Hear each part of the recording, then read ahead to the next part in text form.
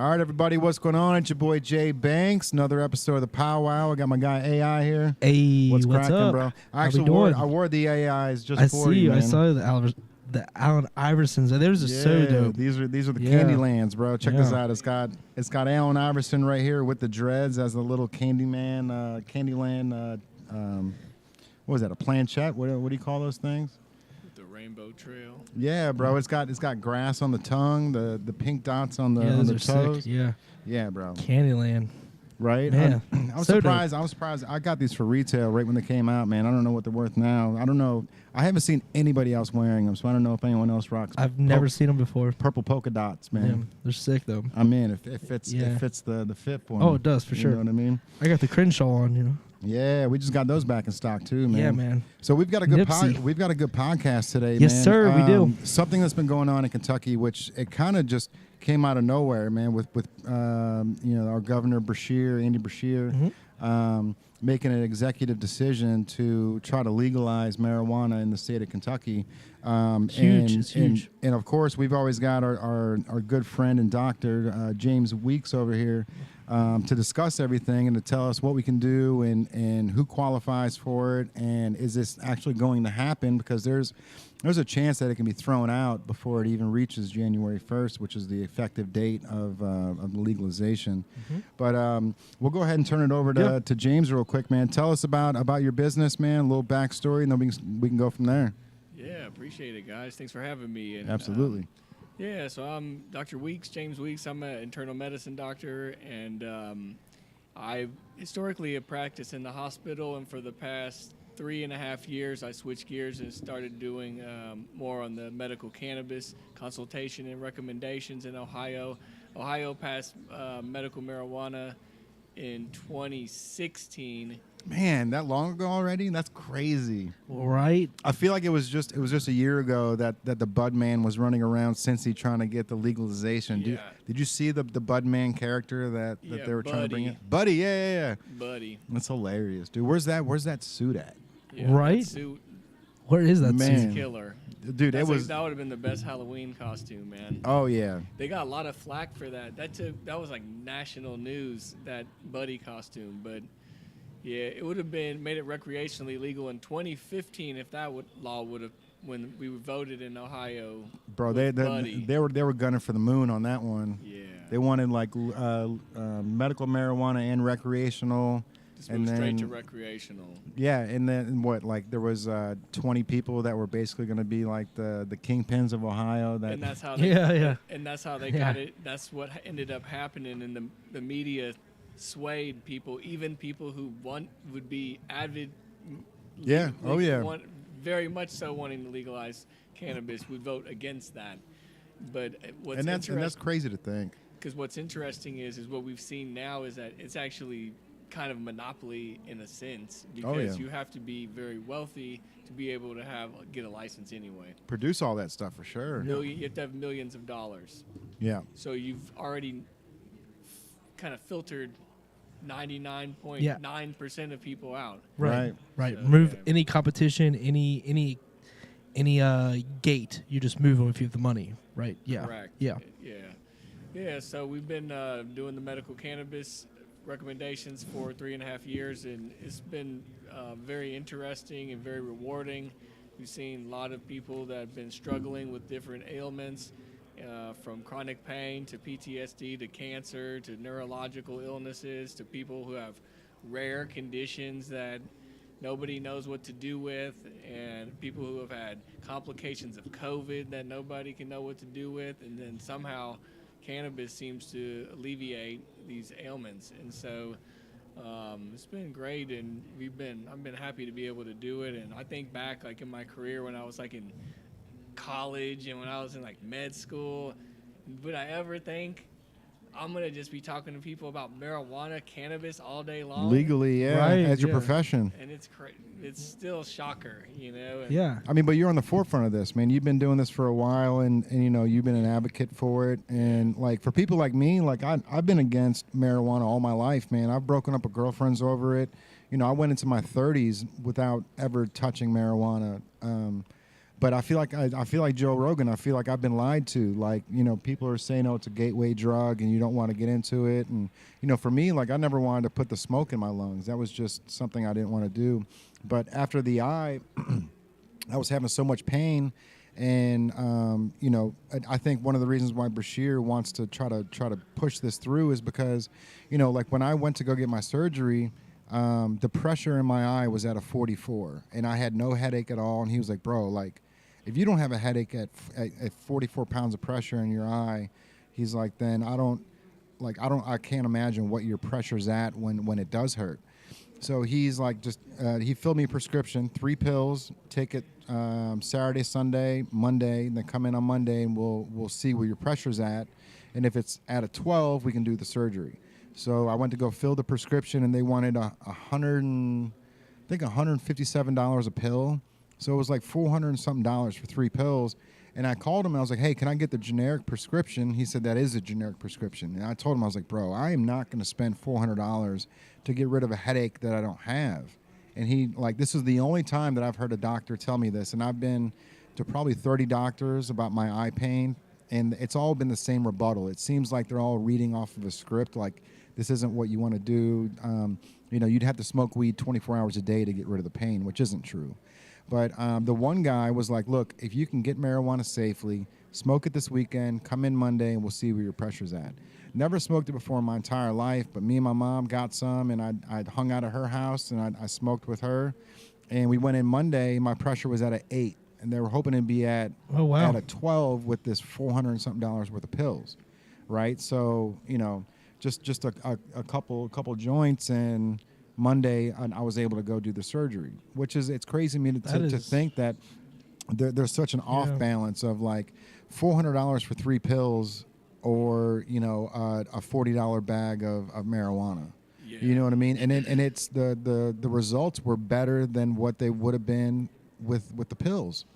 Yeah, so that's why in the future, like, I'm always thinking ahead of like what's next, and with legalization and with the schedule status of cannabis changing. Mm-hmm. And one thing I think about is like, is insurance gonna ever pay for medical cannabis? Right. And I think how, let's say at the most somebody goes all in on medical cannabis or cannabis, and they spend $1,000 a month on it. That sounds like a lot out of pocket. Right. But if the insurance was going to pay for that, that's $12,000 a year. Right. To cover probably multiple ailments that the person has, not just physical but mental stuff, and that's the big $12,000 thing. is very, very minimum comparison to big pharma. Exactly, in the medical field, $12,000 is practically nothing. Yeah, nothing. We're talking. I mean, you go to the hospital and you get a bandage. A Band-Aid can cost you $2,000.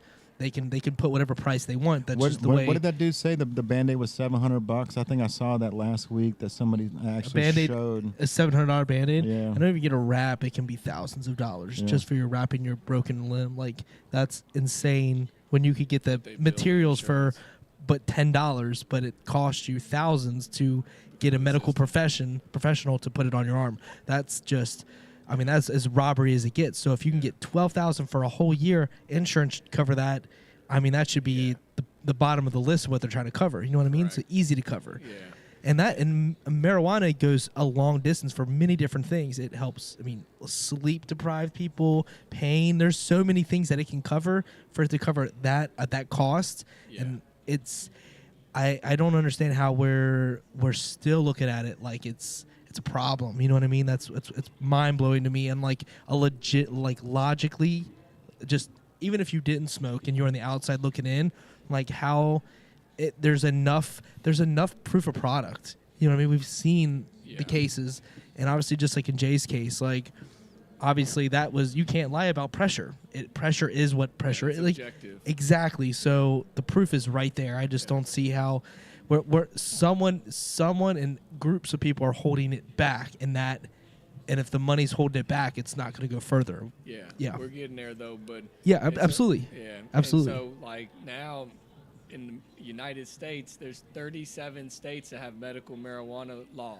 Mm-hmm. 37. Okay, that's awesome. Yeah, there's only 15 left. Yeah, right. And they call it adult use, or where you can be 21 years old and up and buy it. There's now 21 states in the United States that have that. That so you don't even need like a 21 states. that you don't even have a you don't even Just need a can do it if you're recreational. 21 and up. That's cool. They So have is it medical- always 21 and up? In those states. for Okay. the Yeah. for the adult use where it's not medical? It's just you can go and buy it with an ID that shows you're 21 or older. But in medical marijuana programs, there is no age limit. So, for instance, in Ohio's program, it could be any age. Okay. So we do have some pediatric patients. They go to children's for like refractory epilepsy, seizures, cancer. They can get medical marijuana. We just have to have the parents involved with the like kind of attached to their card. And once you turn 18 in Ohio, you are now an adult and you can purchase marijuana without a caregiver or a What's legal the guardian. what's the youngest patient that you've seen personally? 16, and that's not because we could be seeing younger, but for my background in internal medicine, I'm usually 16 and up. But there's one doctor in my practice who is kind of our ringer for pediatric cases, because I was getting calls back in 2019. I had this rash of parents calling saying, "Hey, my kid has this rare brain cancer, Right. and it's fatal, and I read something that cannabis could help, and I want to access that." Right. And I had to say no, because I'm not trained to deal with pediatrics, and so that was like the top priority to get that access for that, and so so it's important because people don't recognize it, but the pediatric world, in not just 5 and 7 year olds, but say teens and younger, they're being put on big pharma like no tomorrow. Oh, yeah. Like, Oh, yeah. They're getting put on things that a class of drugs that we call antipsychotics. Oh wow. And Is that- antipsychotics cause obesity and diabetes. Yeah. So Not a so good would combination. would Adderall, like what do you consider Adderall, like is that you know when it comes to like a prescription like that, like I'm, you know, my daughter, she takes Adderall. She's 13 years old, and it's like I don't, man, there's got to be other ways, right? Without putting it on something that just doesn't make her want to eat. You know, it just makes her want to focus, which is great. But you know, is that the right move for a 13-year-old? You know what I so mean? common. When she's gonna be taking this until, you know, by the time she's 18, she can choose for herself. But is like, what's gonna happen to her 6 years from now if she's been taking Adderall every, you know, 5 days a week? She doesn't take it the full 7, but she takes it for school. Yep. You know, and it's like one of those things where, you know, there has to be other outlets other than big pharma that just comes in and says, this is what you need. You know, the side effects, you may have like rectal bleeding, or your toes may fall off, or like you'll lose hair, you'll have a ton of headaches, and you know, your fingernails are going to turn black, but you're going to be able to Yeah. get rid of that stomach pain that you Right, have. right. Like, Side effects outweigh, you know, the benefits. But I mean, we've heard about side effects causing many different, like a lot of medicines, when they get on the list of side effects, it's down to death. You know what I mean? And that's a thing that's a fear in people. I mean, Yeah. the medical industry is a huge industry, we know, but like the fear it takes with people. Some people won't put a single pill in themselves. I was like that way for a long time. Like, Sure. I won't. Now I've gotten better about it, but like for a long time I wouldn't touch it. Just didn't want to. I didn't want to deal with that. But like, you know, where medical marijuana is like he mentioned the smoke earlier. That's another dynamic. But I mean, there's edibles. There's other options. Oh you know? yeah, there's Yep. so many options now for people. And in the beginning of these programs, like there's just the basic products, like the core products, like the flower to inhale, the vape pens, the gummies. But now, like we've seen real novel products like capsules and little small little tabs with varying amounts of THC and CBD, and powders to add to beverages, and really nice topical lotions that are working for people for Okay. arthritic pain. And That's cool. Lotions would be really like a nice like transition for someone that doesn't want to put it in their body. They can put it on outside. So Correct. that's cool. That's and cool. that works real well, man. When I worked for Scott's Lawn Service, that was one of the things that we learned right away, which is like you don't get like chemical. You don't inhale the chemicals. Like the worst thing to do is dermal. When you're handling all the chemicals from Scott's, like you have to wear gloves because like your skin takes in so much stuff that you don't realize. So Yeah. like lotions and stuff like that's a great idea, man, because you can pinpoint an area too if you've got a certain type of pain. There's the what is it? Is it CBD or is it what's in the lotions or the gummies that So like the components of cannabis, it can be varying. So we'll see, and we don't know at this point which one of those combinations is the best. Right. Is it a THC topical? Is it a CBD topical? Is it one with both? Mm-hmm. They offer all those though. Right. I think the ones that carry both are better because they're both separate medications in a sense. Right. THC works one way in the human body. CBD works in a different way in the human body, and so it makes sense to me if you're using them both together, you're kind of maxing it out in a way, and it seems like that's what people are gravitating towards, but at least for the topicals. Right. But CBD seems to be important for the topical products. Yeah, I've been having trouble sleeping, man, the past like 2 months, and everyone's been telling me about Delta 8 gummies. I haven't tried any. I've done melatonin, but that's actually giving me crazy nightmares, man. Like I had this weird dream where my dream was telling me to wake up. Like it was like walk through the door and wake up, walk through the door and wake up, walk. Oh, man. And when I woke up, like I was sweat, like there was something wrong in my body. Like I had like basically like the meat sweats. Gotcha. But like something in my head was just going crazy where I didn't know what was happening, man. But the melatonin did the same thing to my wife. It gave her crazy dreams, which Gotcha. like I'm cool with crazy dreams. I like to wake up Yeah. and analyze them. But the Delta 8 gummies seems like it's a great alternative. And I don't know if you have like nightmares or night terrors on that stuff. But that's something that I wanted to try going down the road is because the melatonin, it's like it works, but there's that side effect that my wife doesn't like, right? So it's Yeah. like I've got to try to figure out what the right balance is on that.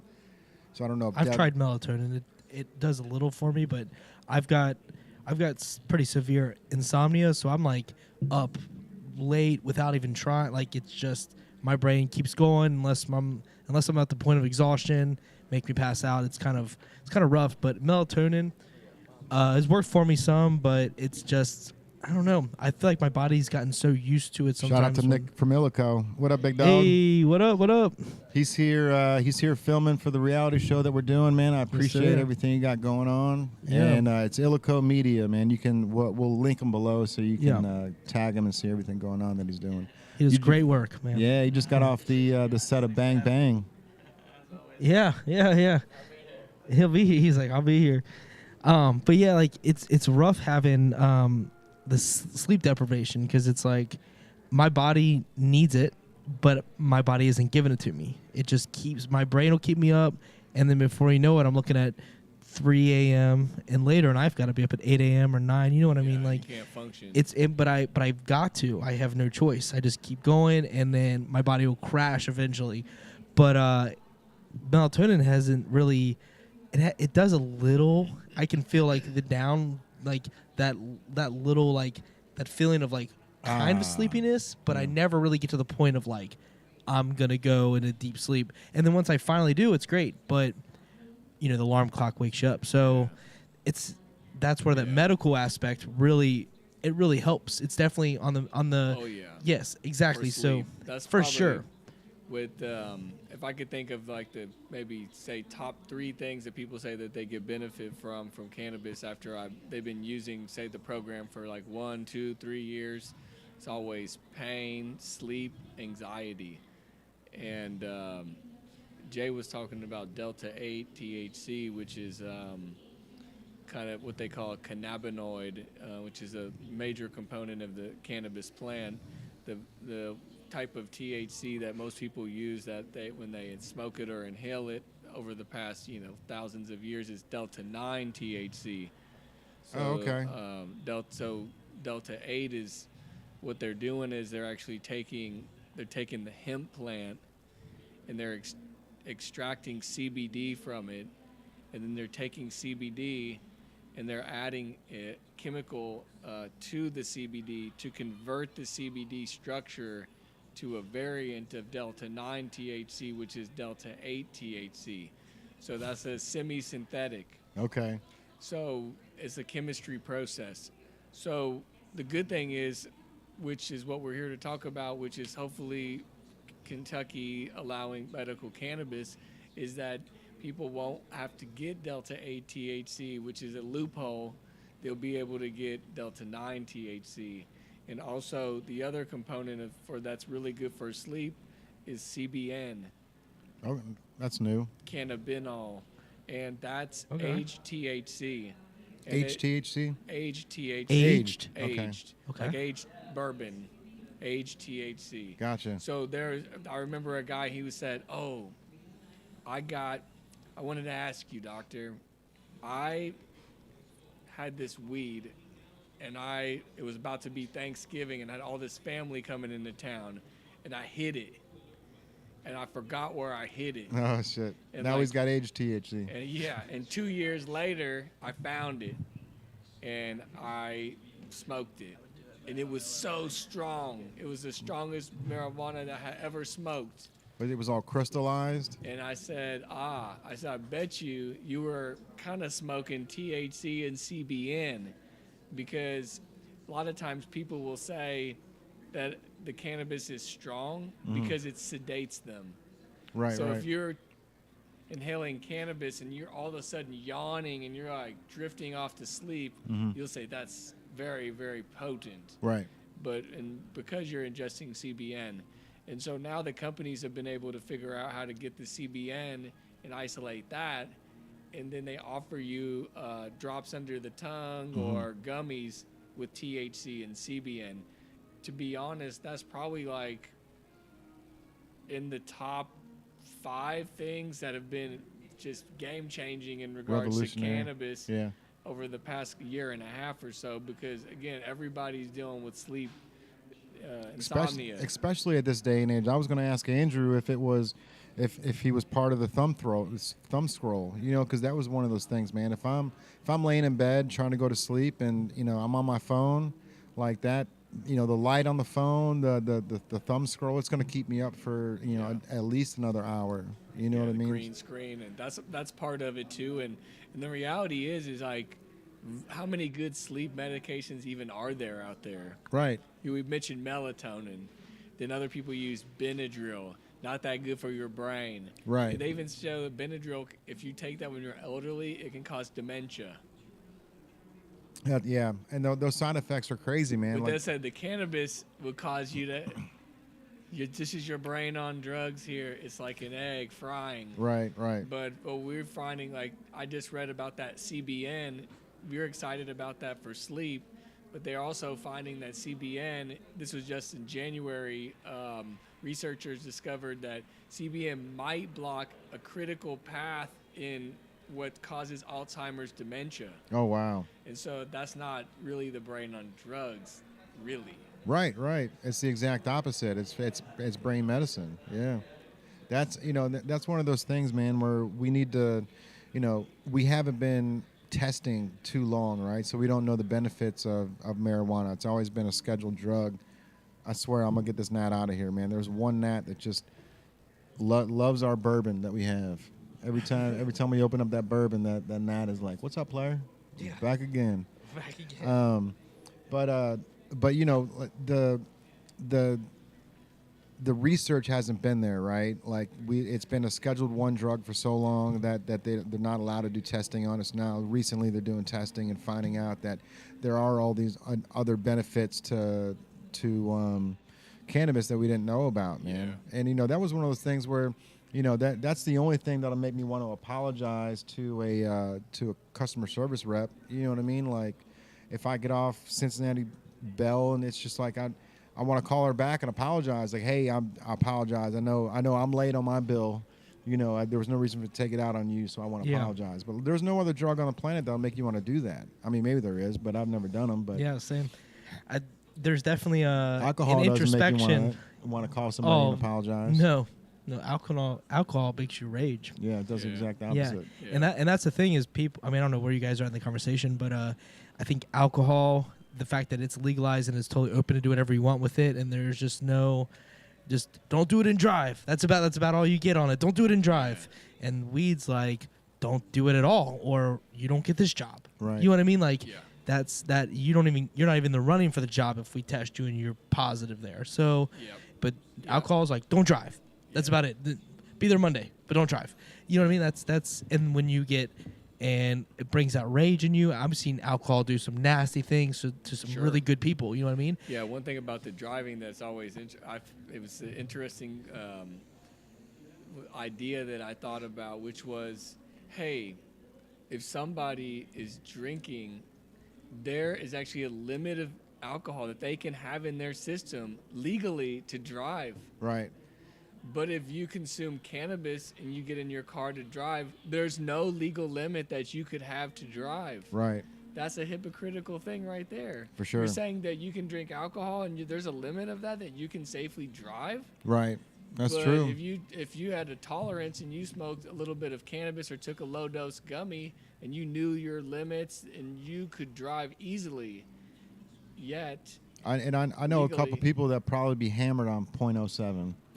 Oh, you, yeah. you know what I mean? Like, Yeah. it's scary to think that they could legally, drive a car, but, it's, you're right. But there's no way to judge that though, right? Like, it's either, do they have something where they can test you right there to see if there's marijuana in your system, or is that that's the something that's, holy grail for the police. yeah, The holy grail, but they can't figure it out. Yeah. It's not that easy.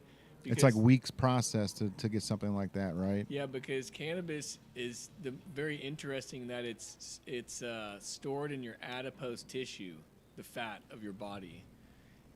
It's all about fat, and so it sits in the fat. And if you're a fat person, it could be in your system for 2 months. Oh wow. And so, meaning you're expelling it in your urine for that long. Mm-hmm. Which could also be therapeutic in that maybe that's one reason why cannabis withdrawal is very mild, Right. because it's kind of still sitting in there subtly in your fat of your body, even though you're not feeling the effects of it. Gotcha. That's wild. I didn't know that. I mean, that's the thing is like you don't know. The amount of knowledge that people have on this is so limited because you don't even know. Like you don't know these facts, like what it's doing to us and how we're able to flush it out of our systems, or how long it stays in our system and the fat cells and everything along those lines. That's, I mean, it's stuff that the public needs to Yeah, know. Like yeah. we know enough about alcohol. We know people know to go home and stuff bread in their mouth, or go to their friend's house, go stuff bread in your mouth, and sober up, if you will. Like people know what to do. That's the thing where it's just lack of knowledge. Yeah, this is education. Is Education, power. education is power. Yeah. 100%. Yeah, I was over at UC Claremont to give a lecture on medical cannabis to a group of about 50 people that work for a grow operation in Ohio. And when you Okay. think about 50 people that work in a large-scale grow site, what you might think about those people on the surface is that they're like cannabis experts. Right. They work at the grow site. They're growing cannabis. They're processing it into vapes and edibles, and they're, picking strains, and they know all this stuff. Yet, whenever I stood up in front of them, I recognized how little they actually knew. Mm-hmm. And that's people who are even in the industry. Right. And it's just because we're all trying to learn here, and we all need to collaborate together and to Get the word out. That's why you're here right now. It's like you're looking at it differently per person. So like they might be like, all right, I can condense this into a syrupy state, and I can do this and this and this, and then someone else is like, well, those components, this is what it's. I'm not going to make it into the syrup, but I know the components. So if you all combine your knowledge, before you know, you have the total that larger companies are able to do on different scales. You know what I mean? Yeah, So and like that's what they you were just put asking people me. together. They were saying Yeah. like, "Hey, what's this solventless? What's solventless?" And I said, "It's the best, because it's extracting cannabis with no chemicals." And they said, "Well, that sounds ideal." And yeah, it is ideal. No CO2, no butane, no propane, no ethanol. And that's a product that's emerging, and people don't even know about that are even in this. We're working for a company that's multi-state, Right. and they're just now recognizing about that. And so if I'm talking about that to just a lay person, then they're totally in the dark about it. And what's the biggest thing is that in the healthcare world, I would have thought, since we've been doing this since 2019 in a professional manner, that we would have people like jumping on board, like other doctors. And I've also will offer them free education. Like, I'll come to your office and I'll do a lunch, and you can just sit here and hang out and have lunch, and I'll teach you about the ins and outs of the program. Not interested. That's crazy. They are not. And Why do you think that is? I mean, I think it's thinking back about my medical school training. I recognize that I didn't get any training about cannabis. Okay, yeah. The only thing we got was negatives about cannabis. Oh, it causes a psychosis, or Yeah. it causes a schizophrenia, or it's like the stuff that we've heard from all these years, you know. Right. And the system that cannabis works on in the body, we never learned about that. Right. I mean, so people, I think, they stick with those stigmas of the past, and then also doctors are so bogged down with how busy they are, and most of these hospital systems have kind of told them, well, we don't really want you to be talking or dealing with medical marijuana. So it's like, okay, well, I've got to learn about diabetes and obesity and how to manage COVID and vaccines and all this other stuff. So if I can't even deal with some medical cannabis, I'm not even going to bother to even take a 1-hour course on it. Right. That's crazy to think, man. And, you know, I'm really glad that you're here today and that we're friends. And I appreciate you shopping since the very first store, bro. Like, I still remember when you popped in to the Dayton store. And I had you in my phone as James Native Dude. Like, before I even knew, like, that was, I think, before you were even, like, doing the medical marijuana stuff. Correct. Yeah. So, I mean, that's super cool to see you, you know, first of all, like you know, take a liking into Native, man. But then, you know, we've kept this friendship up, and every time you've leveled up, like I've learned from you, and then, you know, you go and you get more knowledge, and I'm learning from you again. It's really cool seeing how you're at the top of the food chain, man. And I was telling Andrew this earlier, like, you know, you're the One Heart Medical. It's right over there by the precinct, right? That's one of your spots. Yeah. So if anybody wants to acquire about a medical card, they can call and consult you. They can even do like an online course if they wanted to. But the fact that you've gotten to this point where you're like the top of the food chain and you're trying to get the word out, and, you know, now that everything's going into play in Kentucky, you're like, hey, I'm right here on the water, bro. Like, Yeah. you know, I've got people in Kentucky. I've got patients asking for it, so I want to be on the forefront of this whole thing. So Yeah. it's really cool that you're here today, because there's not many people talking about it. And like you said, you know, at the beginning of the podcast, 2019, people were like hesitant to even accept the fact that marijuana was illegal, was legal. And that's the crazy thing. Like, we have a couple shirts on here that, like, it says "Smoke trees, not friends." And 3 years ago, like that would have been like a stigma in the store. But because where we are today, 3 years later, it's like that's one of the most popular shirts that we have. And it's like, that's the one shirt where I'm out. Like, I'll be in another state, and I had somebody stop me I was at a concert, and the guy was like, "Oh my God, that shirt's awesome, man. Can I take a photo of it?" And I'm like, "Yeah, bro, it's my clothing line." And he's like, "Sure it is." And like I just let him awesome. like laugh it off, and he took a picture of the shirt, and that was it. But it's like 3 years ago, like I would have gotten more stink faces than photos with that shirt on. Yeah. You know what I mean? So like times are True. definitely changing, man, and for you to be at the forefront of it and be an advocate, you know, I'm really proud of you, man, for sticking your guns out. I still remember when you were like, "Hey, bro, like we've only got like 8 patients, and I'm seeing like 1 patient a week, and we've got to try to figure out how to ramp this up. So, just sticking to your guns and not giving up, man. There was a story we were talking about earlier with one of our friends who they're closing up their business, and it's like, bro, why would you do that, man? Like all this work and all this effort you put into it, but you plateau when it comes to owning a business. You do real well, and then you plateau, and then you might drop a little bit, and then you'll go up again, and then you'll plateau. And when you plateau, people lose their faith in the business, man. But like for you, you just kept it out, man. Just like we did, man. As long as we had $200 in petty cash in the drawer, like the store is still going to be open. You know what I mean? Like it's a fight, swimming upstream like a salmon. Yeah, bro. we are for sure. And you're dealing with, because we deal with just, if there aren't people, they're not spending money. But you're dealing with if they don't buy in, if they see it as a stigma, if they see it as a negative to their life, even though they've never tried it. There's a lot of things you're overcoming. Dealing in the industry you're in.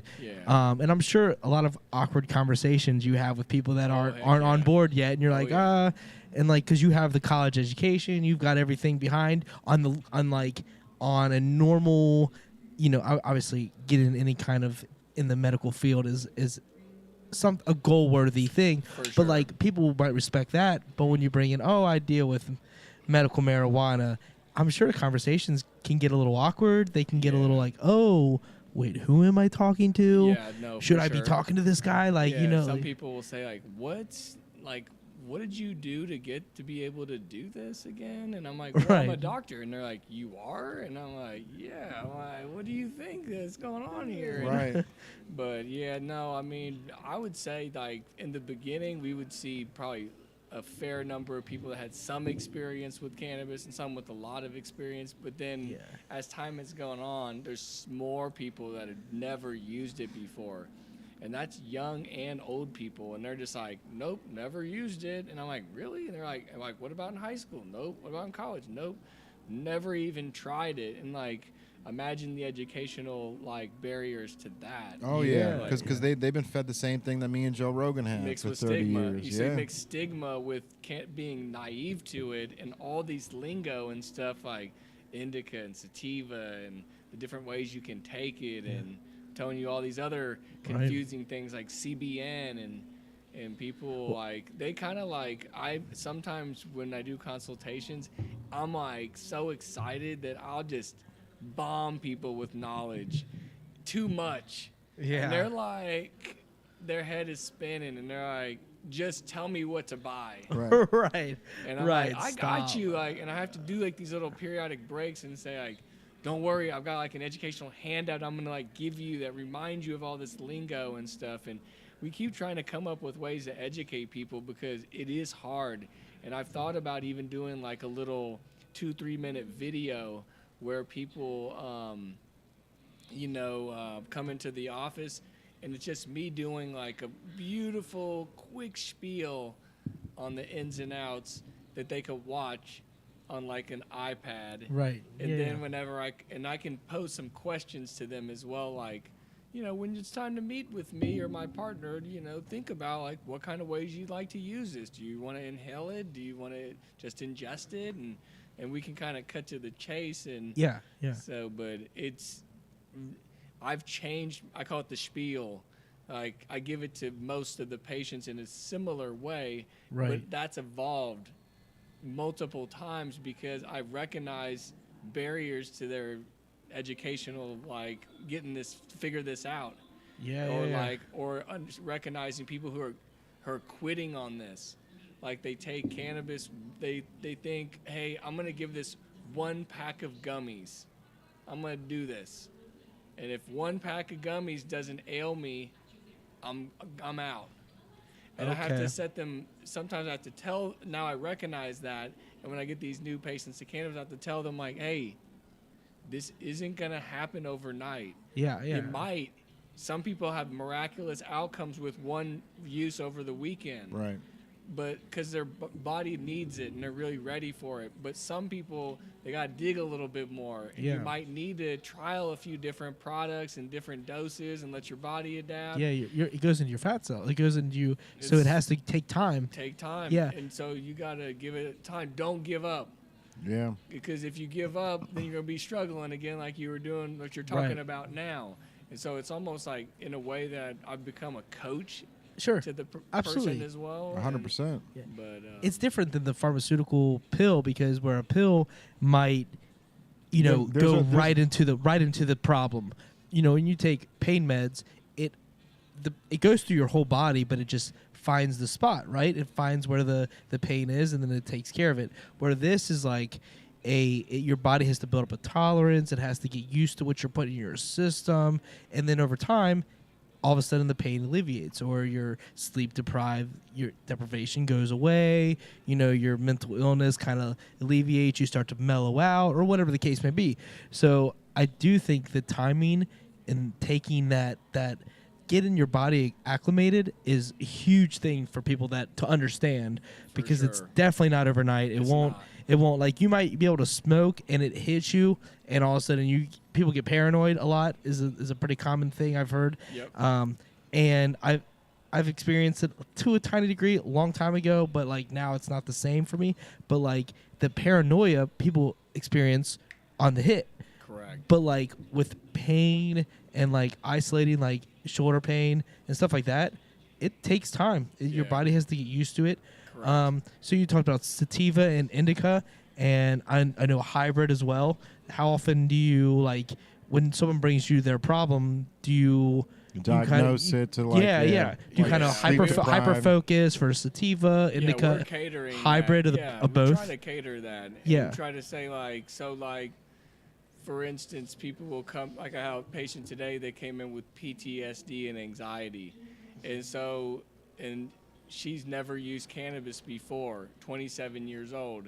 And so I had to tell her, hey, did you know that there's these swinging effects of cannabis? Meaning, like, you think that all types relax you and chill you out. Right. But there's actually this other end of it, which is very upbeat and activating, and avoid those, because that's what causes anxiety and paranoia. It's a broad class, but at least in the beginning, because like on paper, that's exciting sounding, uplifting, Right. energetic. Yeah, give but you if a you're not ready, you're not But ready. if you're not used to that Yeah. effect, and it's going to activate your mind, and it's going to make you paranoid, Yeah. or it's going to induce anxiety. And so we have to get them. So if we point them the right direction, we might also prevent them from wanting to run away too. Right. And then also I'll tell people, hey, like, also, did you know that effect is a THC side effect, and that I could give you some CBD, and that will balance the paranoia of THC out. Right. And so these are just things that we try to share with people, so that way they get to where they want to go without having, a bumpy road. But it's all mild side effects. I mean, a paranoia for a couple hours, like, is not that big of a deal, as long as you know that that's not going to be there forever. Right. And I don't think it's paranoia. I think it's more of like a realizing you're mortal, right? Like there's things that you can do, like I could crash this car. You know what I mean? Or there's things that make you realize that, like, hey, I'm not immortal. Like there's, I could really fuck this up. You know what I Yeah. mean? So like the paranoia thing, I think just coincides with like the fact that like it's more of like a reality check is the way that I look at it. More of a paranoia. It's more of like a, hey, you're not this big badass that you thought you were. Like Yeah, you're brings you just back. like everybody else. Yeah, I think And I if- think that And you can be knocked off the pedestal as quick as you got up there. I think I think that end is like your own self accountability. Like Yeah, you yeah. coming in to play whatever when I think the paranoia end of it, which I haven't experienced, I experienced for a little tiny bit of time, but I kind of pushed through it. I just like continued with some friends, and like I have pretty severe like chemical imbalance depression, so like it puts me in places and naturally, and antidepressants caused a seizure for me, and a whole slew with that came from that. It's a whole story, but the marijuana end was like, this is a good balance, and I can control how much I take in.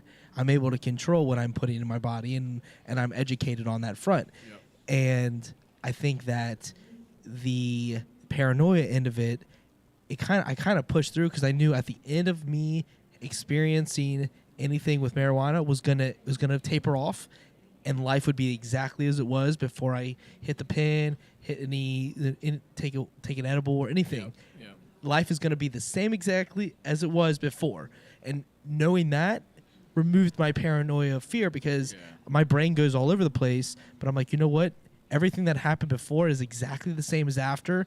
I just have to continue the pace. If Yeah. negative is going to come, negative is going to come. The universe is going to put me there regardless. So I stopped taking that out. So my paranoia has gone away. I don't have that. Yeah, that's I haven't experienced paranoia in like 3 years, like at Yeah. least 3 or 4 years. It's been a while. So like that's something I think people should really take into account when they smoke. Like your life is exactly the same afterwards. You're just Yeah. thinking a little more deeply. Yeah. The depth of your thoughts are going in. You can't let that overcome you. That's your own self-doubt. You know, just keep doing what you're doing, or maybe it makes you realize maybe I need to do something differently. Maybe I need to hang off the bottle. Maybe that's affecting my friendships, drinking. Because I mean, you never hear weed talk about ruining friendships, but Yeah. going on the bottle, people don't want to be around you. When you get drunk, some people don't even want to be around certain people. They're like, all right, I'll wait till he's sober and I'll hit him up then or hit her up then. Like, Yeah, for sure. that's the thing, but no one ever talks about that on when he's baked. I don't like. I mean, whatever. That's really not something you hear Yeah, about. yeah, but correct. the alcohol causes rage, causes decisions. Don't drink and drive, like that kind of thing. Yeah, for sure. They're totally different, but Yeah. yet the stigma sits. Break yeah, up. In the green. I ask people like about paranoia sometimes when they've had a history of anxiety or PTSD, and they'll say, no, I don't have it anymore. And I say, why? And they say, because I'm legal. Yeah, and that's Right, another part right. of it too. Is like people get paranoia because it's this intrinsic fear in our minds, like that our parents It's would against bust the grain, us, yeah. the police would bust us, we end up in the jail. Right. Like like when I grew up in Texas, I was a student athlete, and they had a policy in my school, the kind of school district, that if you got caught with any sort of drug, they would suspend you from playing sports for the whole year. That's crazy. I have heard. I mean, that you is know, so not, that's like that you're a does not student uncommon. athlete. So. Now I'm sure there was some. If it was a real good student athlete and they got in Let it trouble, slide, maybe yeah. it wouldn't quite happen that way. You wouldn't but- hear about it. That's the thing. but, you know, that's so- the thing. You So wouldn't hear like about with it, right? Kentucky, like with what like you said, with what Bashir's proposing about executive order to legalize medical marijuana, I mean that's a way to get people, even though they won't at the beginning have dispensaries where people can buy it. Right. If they, have a recommendation and they can go and get the medical cannabis, then they could rest assured at their house that nobody could ever give them any sort of Trouble. crap. For sure. So I want to go on this path right here. So you said that it's becoming legal to do medical. All right. So how far are we to actually being able to have a full-blown dispensary in the state of Kentucky? I think As of now. there's more questions before that though, because it might get thrown out before it even gets set into stone. But won't we have the same Yeah. conversation this time next year? Yeah, so basically, like, Do you know what I mean? Like every year is gonna be the same conversation. No. right? same conversation. We gotta keep talking about medical cannabis until it happens. To what happens, And right? then So when they are they gonna try- break through? So basically, this year, Kentucky could have legalized medical marijuana, and that was back in the early spring, like in March, April, and we caught wind of that, and I read the whole bill, the Senate bill, House bill, whatever. It was detailed. It was very detailed. It had everything about it. Who was gonna run it? What the criterion was for the physicians to be able to recommend it, what the type of products were going to look like. Everything was laid out. And half of either the House or the Senate passed, and then unanimously, I think it was the House passed, and then the Senate just slept on it. And they just lay dormant this bill lays dormant on their desk, and another year goes by, Strategic. and so Yeah. that had the chance to happen, and that would have laid the infrastructure to where you could start getting a real program where you have, companies that are there to grow it, Right. to process it, to sell it, to tax it, doctors to That's give the it. thing is the tax of it. Well, It's and about what money so that so you what we were talking about before the podcast was Bashir made this an executive order, right? So, or he pushed it through. Even though like the dispensaries aren't ready for Kentucky, which obviously that would be the revenue maker is Kentucky producing the marijuana and then having dispensaries in Kentucky to get the tax for it. But he put this emergency. What is it? Emergency. Yeah, like an emergency order saying like, hey, this is a public health crisis that medical marijuana is not legalized in Kentucky because we're dealing with a major opioid epidemic, people dealing with cancer and struggling, and people dealing with chronic pain, and that this needs to happen. And so this was just like in the last 2 weeks, he announced that. Right. And so what that says is, hey, like, this is a public health emergency, and this is going to happen starting January 1, that if you have certain medical condition, you go to your doctor and they can give you a recommendation for medical cannabis, and you won't get in trouble if you have that. And the downside to that is that for the person who lives in Kentucky is, well, where do you go and get it? Right. And because they Not don't, Ohio. because you don't have any dispensaries or grows, you don't have this infrastructure set up. And like back when I said Ohio legalized marijuana in 2016, well, it took till 2019 before them to have actual program where people were going to the store and buying it. Right. So there's a couple years for a new state to kind of come on board. Okay, And, yeah. it takes time. You And gotta structure figure- everything. For And sure. that's where I was going with my question. Yeah. So that was actually, we got there. Awesome. So how far off are you talking? Where are we for 2023, 2024? Well, if it goes, if let's say everything goes to how we hope and it's legalized and you don't have to worry about having a little weed in your It won't be a little side amount by of your weed. bed. Yeah, exactly. 8 ounces. But people are worried about having just a nugget. Yeah. I mean, I've heard people get panned. I'm like, why? No one's coming after you, man. Like, but it's still. but that- people back of their mind, still they're like, I don't possession. exactly Yeah. possession.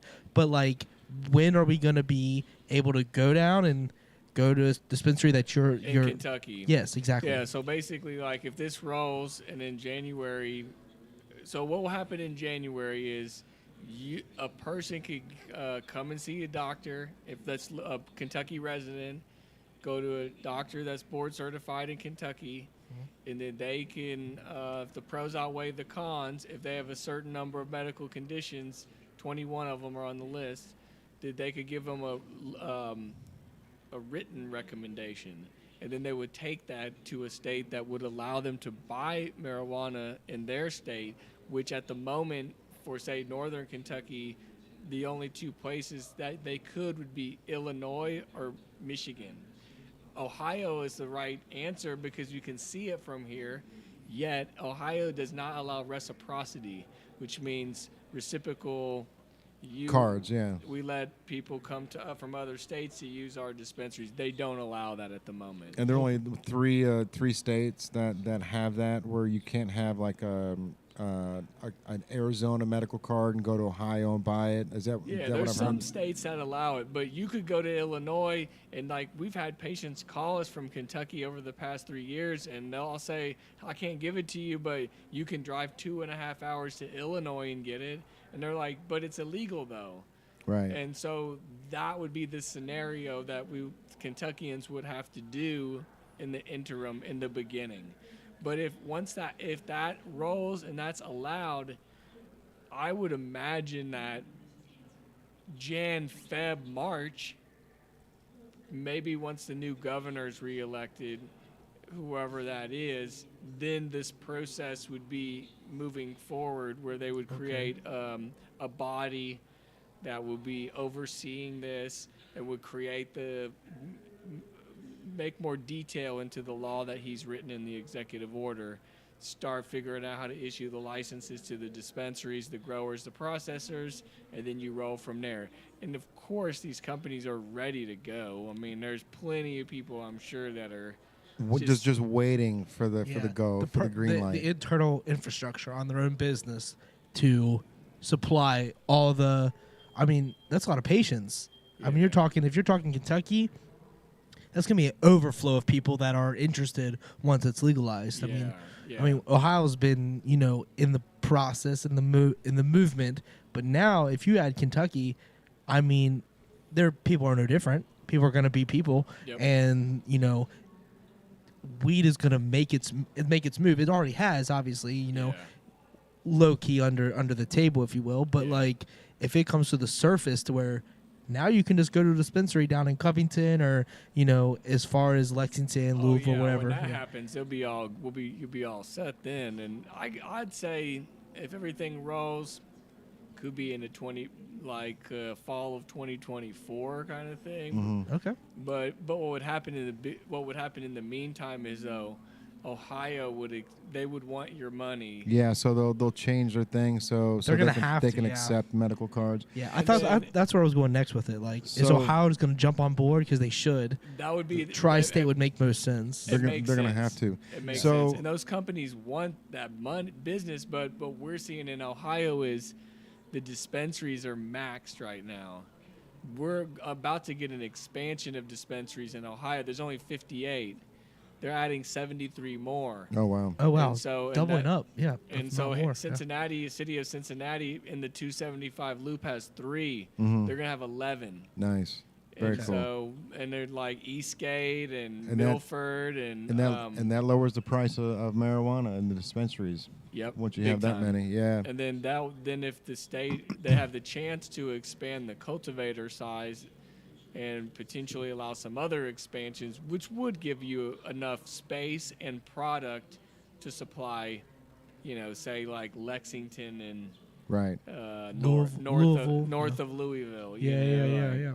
All right, so there's a big speed bump in making this thing happen, though, right? And the speed bump is Mitch McConnell. Is that the one variable to like Republicans? Yeah, just cracking this thing where it doesn't make it to January 1st, and like, do you think what are the chances that it'll pass compared to like the Republicans shooting it down? Yeah, or just saying, hey, it's not ready yet. Yeah, I mean, I'm a optimistic person, and I would like to think that the government would say, hey, he's made this decision. It was kind of rash in the way that he did it, yet about 95% of people that they surveyed were wanting this. Right. And it's already happening in 37 other states. So they'd be the 38th. I mean, that's literally like right. Yeah. Like what you said, it's 37 states. So that's fucking 74% of the United States has already legalized it. So at that point, we're just on the back end, just losing money. You're losing. If we're not cultivating it and selling it. Yeah. Some states have come down on it. They've already decided they're not going to legalize. That's. Some states won't. Yeah. They'll push to the very end. Maybe Indiana and Kentucky might be one of them, but I don't. Doesn't make sense. And what's going to happen is, and I already mentioned Illinois and Michigan. You can already go and get it there if you're 21 and up. Mm-hmm. You're taking a gamble by bringing it back. If you have a receipt, though, if everything goes legal, right? And with the legal, it'll be different.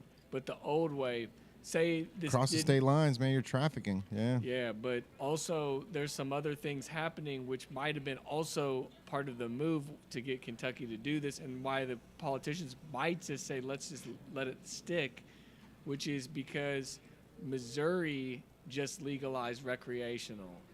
That's a bordering state of Kentucky. And Okay. Virginia is about to legalize it recreational. That also borders Kentucky. Ohio is going to recreationally legalize it probably 2020 next year into 2024. Mm-hmm. All of a sudden, you're this state Right in the middle of it, didn't- that's Right. not making money. ain't gonna make a dime. Yeah, And and so you that's- need that. Yeah. And that's why they need to push now. And if they push now and they move quick and they get the growers and everybody set up, then they'll be fine. Yeah. And that needs to happen. I mean, I can guarantee you, there's a ton of farmers just waiting for the okay. You know what I mean? Just sitting there going, I've got a whole crop. They field. probably are ready. They probably have the product. They're probably ready to go. They're waiting for it. You know, the Yates family's out there just waiting, bro. They've got that farm, farm market out there, and like I think it's towards Elizabethtown, but they do all CBD pot right now. So it's like everything they'll jump right in that greenhouses, and they'll roll. That's awesome, man. Yeah. And that's something that I feel like, especially Kentucky with the agriculture and the crops and the weather that we have here, like they'd be able to make some fire marijuana, man. Like they might be able to produce some better stuff than what Michigan does just because of the weather that we have here. You ever heard of there's some old heads that come into my office that have been using cannabis for a long time, and they'll tell tales of the Acapulco Gold, or the other one is the Kentucky Redbud.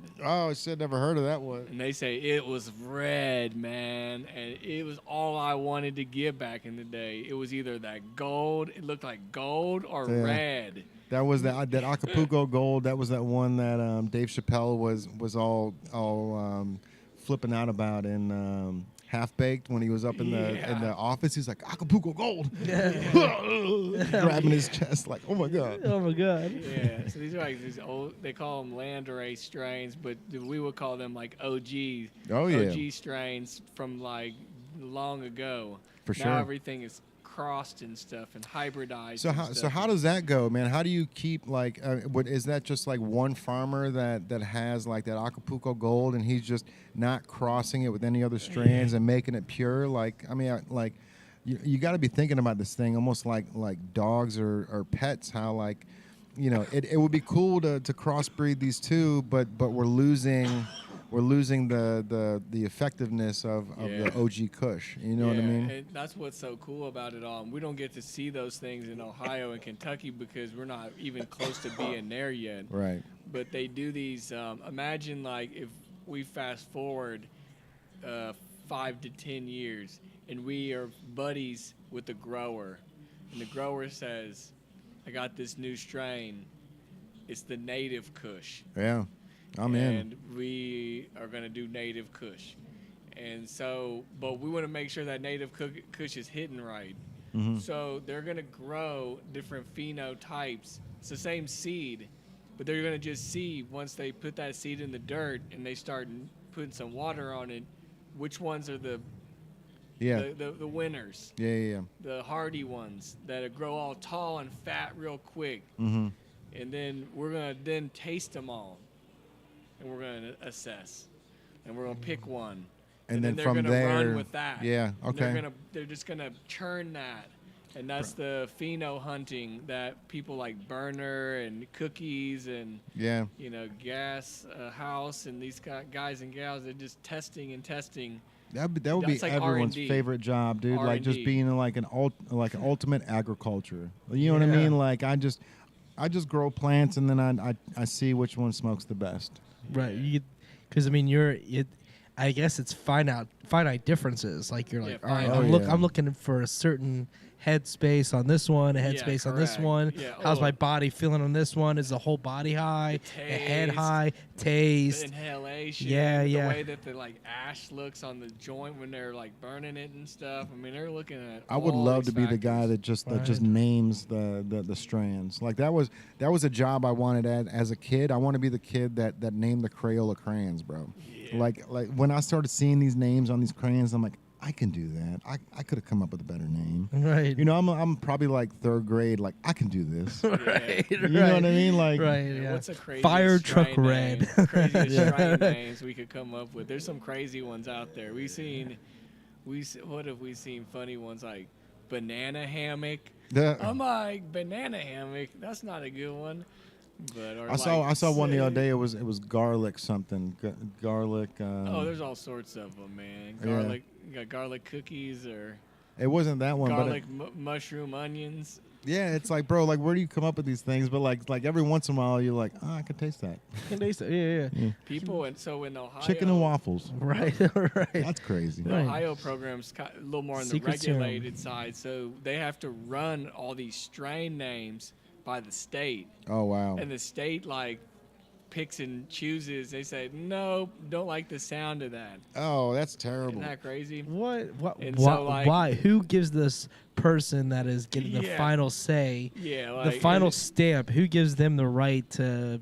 I mean, not the Correct. right, quote unquote, but like it's who just gives that them government. Right. Who gives them the right to name my product? No, Yeah, 100%. so Yeah. there's a company that came The out with a knowledge. strain called Who Days for the Bengals. Yeah. And then it was called Who Days for a few weeks on the menus online, and then it changed to like W Days. Oh, come Oh. on. Like they said, we don't like that Who part. We Yeah. didn't want 2 days. They it was like like DAZE.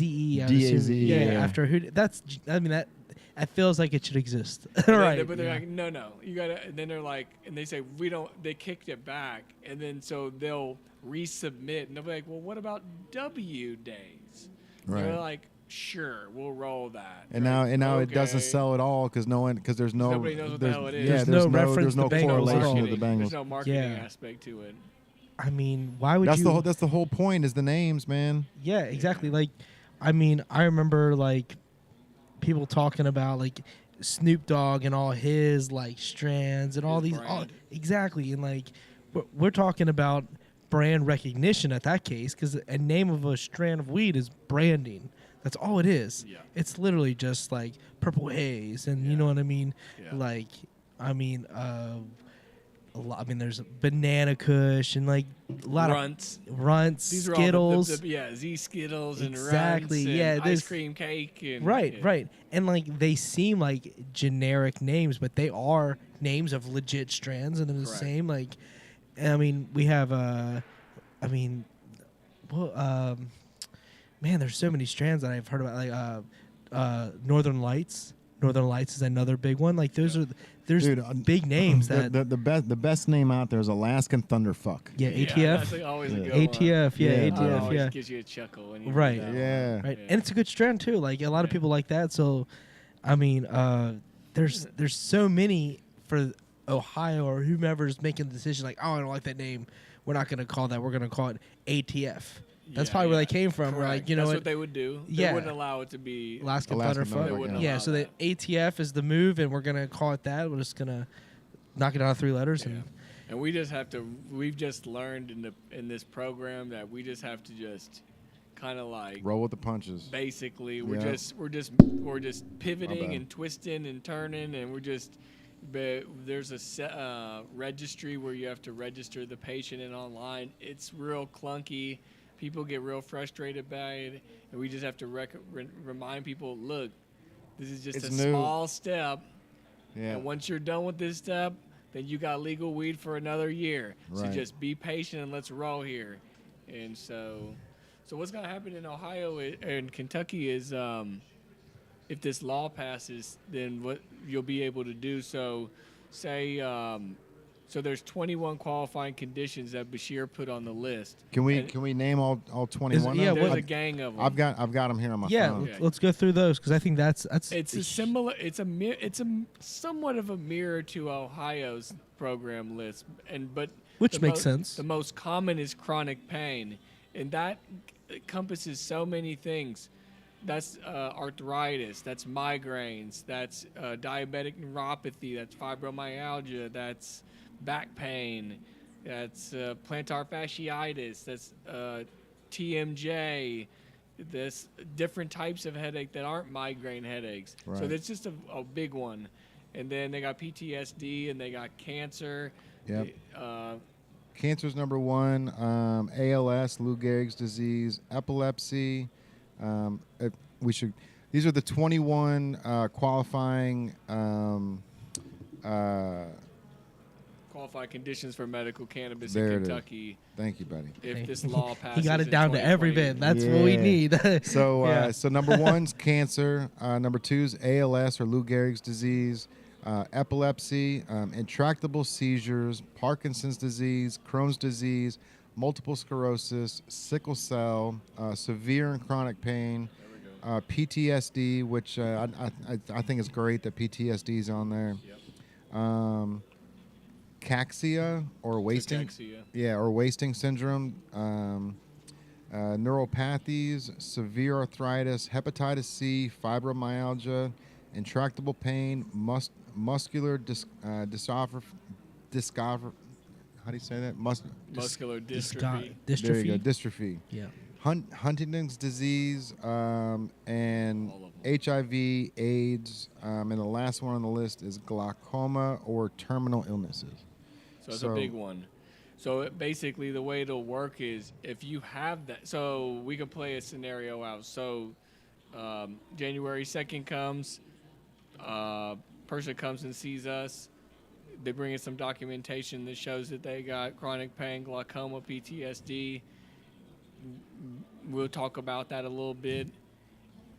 We'll discuss cannabis with them and explain the products and the ins and outs of the dosing.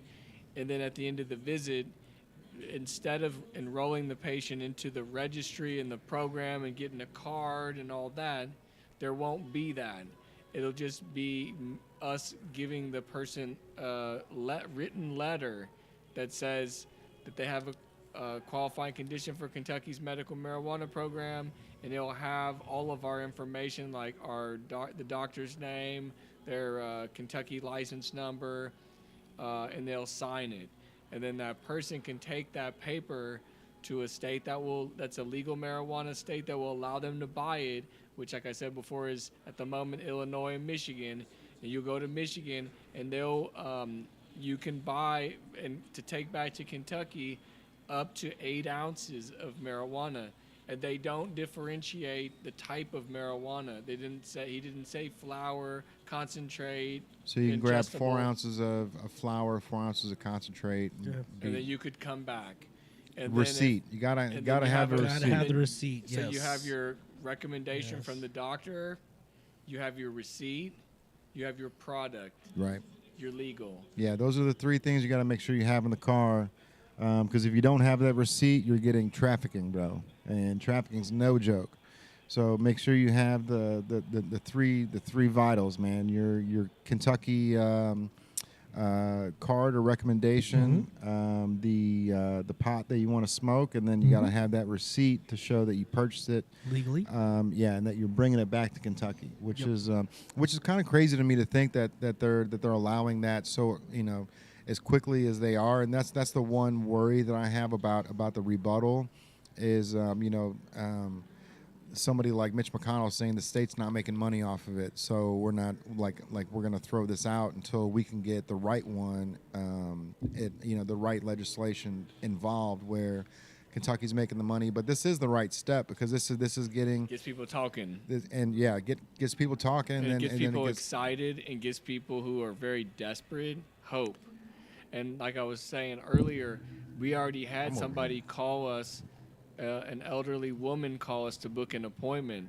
And it was like what we always hear. It was some elderly person that's had like open heart surgery and has got diffuse chronic pain and wants to try some cannabis and Right. already probably is doing it and is ready to go. And so, like Andrew said, I think, this is not the end game for Kentucky. This is not what Kentucky wants. This is just gets people talking. The door's open. It's the same thing that happened in Ohio. Once 2016 happened and people said there's going to be a medical marijuana, there was no program. There was no website that you could log into, but doctors could give a written letter and they could take that to Michigan and they could legally get it. And lots of people did that before there was a program, before there was a card. And so this would be the beginning of that process, and it's worth it. And that's not what people want, though. One other thing that's interesting about the laws, so say we got a patient dealing with bad cancer, and they live in northern Kentucky, and they want to access medical cannabis, which I recommend anybody that got cancer to use cannabis. Don't care what the cancer type. I can argue that any cancer that you have, I can help you with cannabis. And so say somebody calls and says, I got a stage 4 lung cancer. I'm dying. They told me I got a month or two. Are they going to drive to Illinois or Michigan? Unlikely. Right. But in this law, it does say that we can also register the patient a caregiver, which is a person that could go for them Oh, wow. to go and get this product, and also be under the same umbrella of the law that the patient would be under, 8 ounces. So that means then that person who has cancer, their significant other or their adult child could be teed up and could do that drive For sure.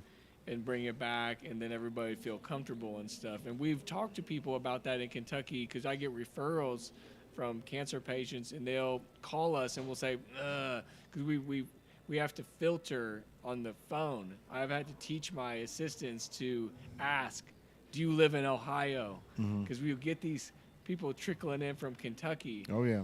and then we'll say, look, ooh, shit, you got advanced cancer and I can't help you. Yeah. But I can help you, but you just got to go to Illinois or Michigan. And they're like, but when I come back, like, what's going to happen then? Like, and they're not willing, like, nobody wants to risk their livelihood over something that might help them. Right. For sure. So I hope that this would be at least the beginning for folks, and give people, the ones who really need it, access quick, Yeah. get the infrastructure in place. And if they do block it, The ball's already rolling down the they've hill. got to do it this year. Yeah. Meaning 2023. 2023, and it's got to be passed very quickly into 2023, and that's usually when laws pass anyway, is in the early spring. And so, and that law was already written from the prior year, so they could just pull that law back into place and tweak it a little bit, Right. and then the work's already done, basically. For sure. I think the one thing that Bashir's doing in the right directions, he is making it sound like we need this for the people with the chronic pains, and like it sounds like he's set it up in a way that isn't it isn't like misleading, right? Like he's trying to say, hey, like I don't know, to me it sounds like he's got a family member that's going through cancer, and he's That's what like, it this sounds like. is it, Yeah. this is Compassionate. yeah, like I've got family that is also in this boat, and this is what we need to do, because he seems like a very like not off the cuff dude. He seems like he's very well spoken and very like close to the hip on everything he does, except for the marijuana thing, which there's got to be a reason for it. You know what I mean? Like a family member, or he's seen somebody go through the troubles or the heartache of trying to get the right medicine when all these other medicines have all these other side effects, man. Whether, I mean, you could be taking something for cancer and it's making you not sleep. You know what I mean? Like there's so many side effects to these things. When marijuana is something that came from the ground, it's like, we haven't done a lot of research on it, like we've talked about, but we don't know the advantages of it, because it's been a controlled substance for so long that we haven't done the studies on it. And it's just We haven't explored it like we've explored other medicine. right. Medicines we think we've explored it, but I mean, if you were to put generational wealth money into the exploration of marijuana, I think on a global scale, and you were like, hey, let's not worry about the legalization, let's not worry about going to jail, let's just make human race benefit from what we've discovered, I believe that it would change mankind. I really believe so. I think that I agree there's with that so too. many benefits of it that are on the small scale that I've experienced. And like, I come from a background of don't do this, don't do this, don't do this, but I've found my way and I'm doing all right for myself, and I'm able to maintain my life and whatever. But like, I think the fear is what's keeping a lot of large investors. But if you had that, I think it would change the people on not the ones with money, but the middle to lower class. I think it would help worlds of pain, mental illness, things that they're not touching that base. Like, people are worried about RX and like getting medicine for cheap in different website ways. The weed aspect, the THC, the CBD end of things, that is, I mean, it's effective. It is effective to so many people, and a lot of people are doing it under the table, if you will. You know what I mean? Like, and that's sad that you have to go under the table for something that's so effective. It's not even like the proof of concept's there. The proof of product has already been there, done that. Moreover, I mean, we're not talking about. I mean, we're talking about people talking. We're doing, you know, Snoop Dogg is a big, major players in the game are still pushing for it. Mike Tyson, Oh, yeah. everyone, There's so many everyone. people. There's so Like, many people. It's fun. It's fun. It to really think is. about all the people in pop culture or and beyond that have been like, you know, cannabis advocates and stuff. Yes. And you could just create a really fun list and, you know. Oh yeah, and they have no reason. They have no reason to promote it. Yeah, Except but- the fact that it works. But that works. That But it works. And you know what also will change the game with Earth, Mother Earth is hemp, and Yeah. between hemp and cannabis, like. But the if- lumber industry really stepped in the hemp's way. Like So that No, makes no, it wasn't. It wasn't the lumber. It was the printing companies. yeah, paper. So Like Which paper is lumber. and Which is lumber. plastics The lumber and advocates were all the of big it. people. I mean, But no, even no, now, no, though, it wasn't. It was an actual printer who was printing newspapers, and when they started finding that you can turn marijuana into hemp, you can use it for paper, you can use it for clothing. It was too expensive for him to change over all of his equipment. So this guy was the one that created Reefer Madness back in the 60s or whatever it was, where like, you know, marijuana makes you go crazy. So that was the guy that really solidified like marijuana is illegal in the States. And that was all because he didn't want to change over his printing equipment from printing with actual like trees and paper to hemp. printing with hemp. So that specific reason is the reason it did not. That one guy. That one guy. So it didn't transcend to the rest of the industries. That is wild. I'll try to find his name. Yeah, That is because wild. what they Because I've say always is- heard it was the lumber industry. The activists are like, you know what? There's way more money in lumber. Let's go this Lumber, direction. Hemp plastics, is a side story. We can deal with that, but let's deal with it later. But lumber is the focus, and they just kind of went lumber first. And I mean, paper obviously made of trees, so that would be the forefront of my mind. In 1936, not the 60s. Jesus Christ. That 30s. was 1936 Okay. is when Yeah, that's Reefer about right. Madness. Yeah. That's wild. It was like cannabis stigmata started in probably the early 1900s, and then it continued all the way until our lifetimes with the war on drugs and stuff. And so we all remember that from Saturday morning, right? When we were like Yeah. watching like Saved by the Bell and stuff, and then they said, "This is your brain, and this is your brain This is on your brain drugs." on drugs. Yeah. And I that's used to be. all like total We used to have stigma. fun and we used to talk. Now she just sits on the couch. Remember that flat girl that was just sitting on the couch? Like she's just like melted into the couch. She's not even a person anymore. And you look over and it's just like some like flat person just all molded into the couch. That's like the like early paper. Yeah, that's the early signs though of how we reckon. We know now that the media sways our minds and sways our decision making. We didn't recognize that as much back in the day though, Yeah, right? yeah, Like yeah. we were like, whoa, like that's real deal. And like also coupled with what I saw on Saturday morning, they told me about this thing called DARE.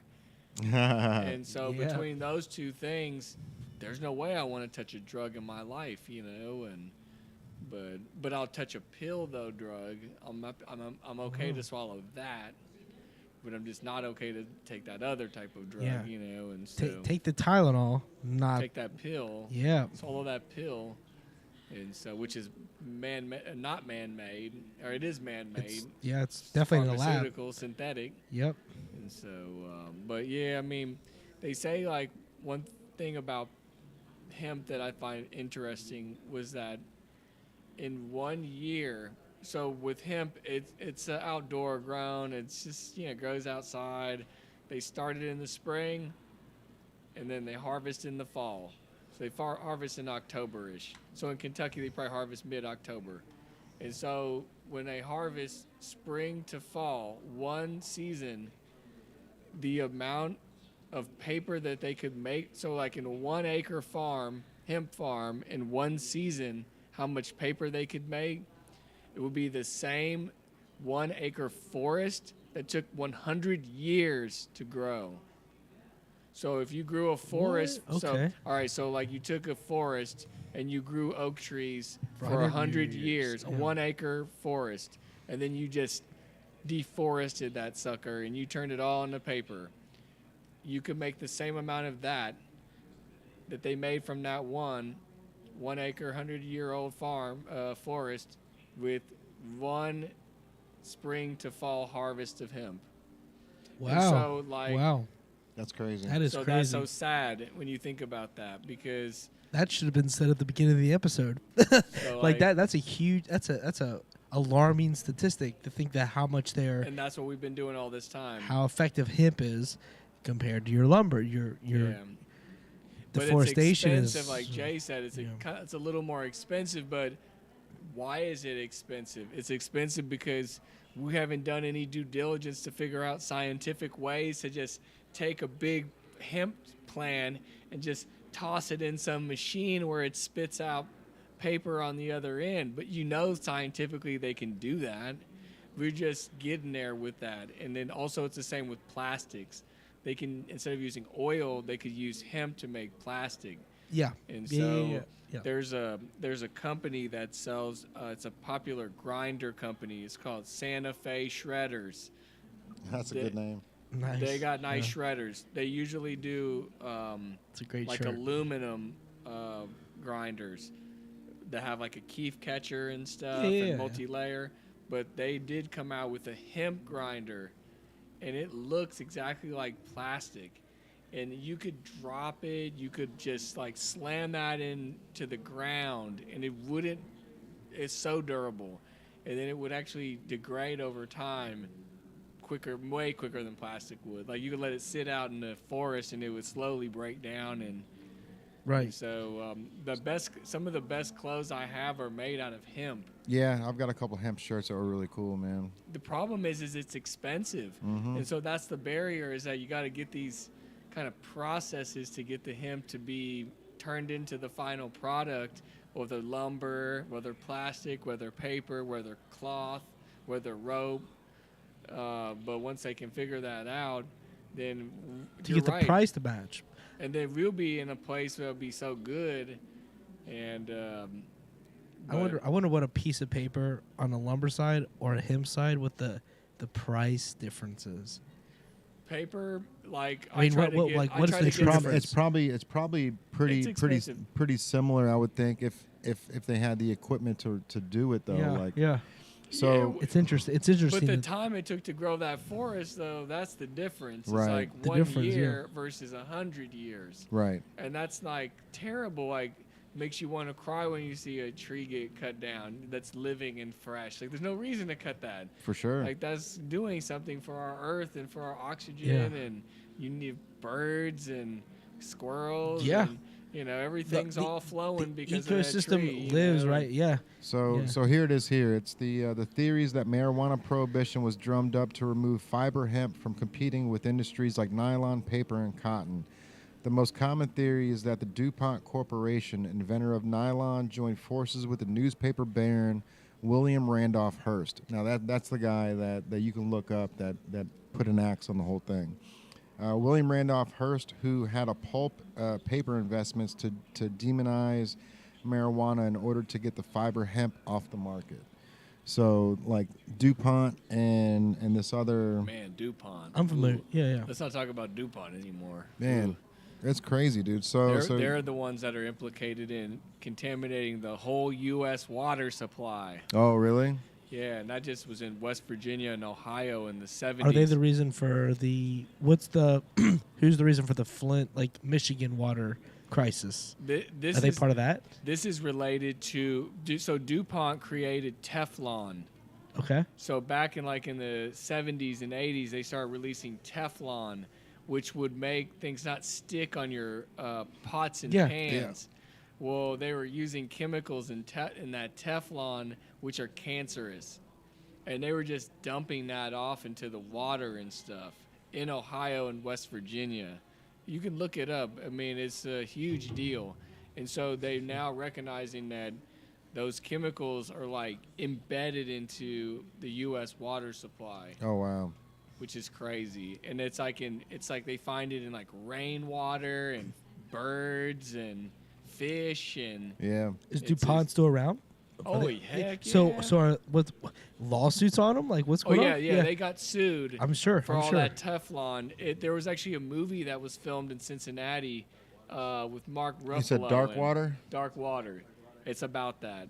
It's about how they discovered that, and that's now coming into play because like EPA, they're changing the definition of what You wanna get water off should the last have, hour? like those chemicals. Dude, come sit. He's tempted.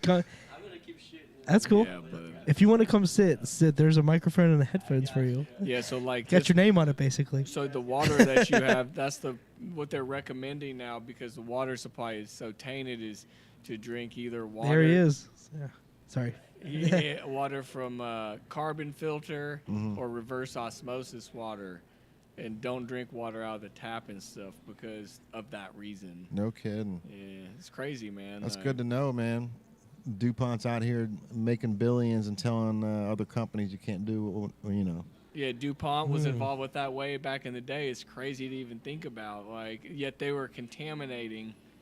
It's Like kind contaminating Earth basically and Right. people. Yeah. And like that print still sticks around, and it probably will stick around forever. right. Because these chemicals are like they call them PFUOs, polyfluoro.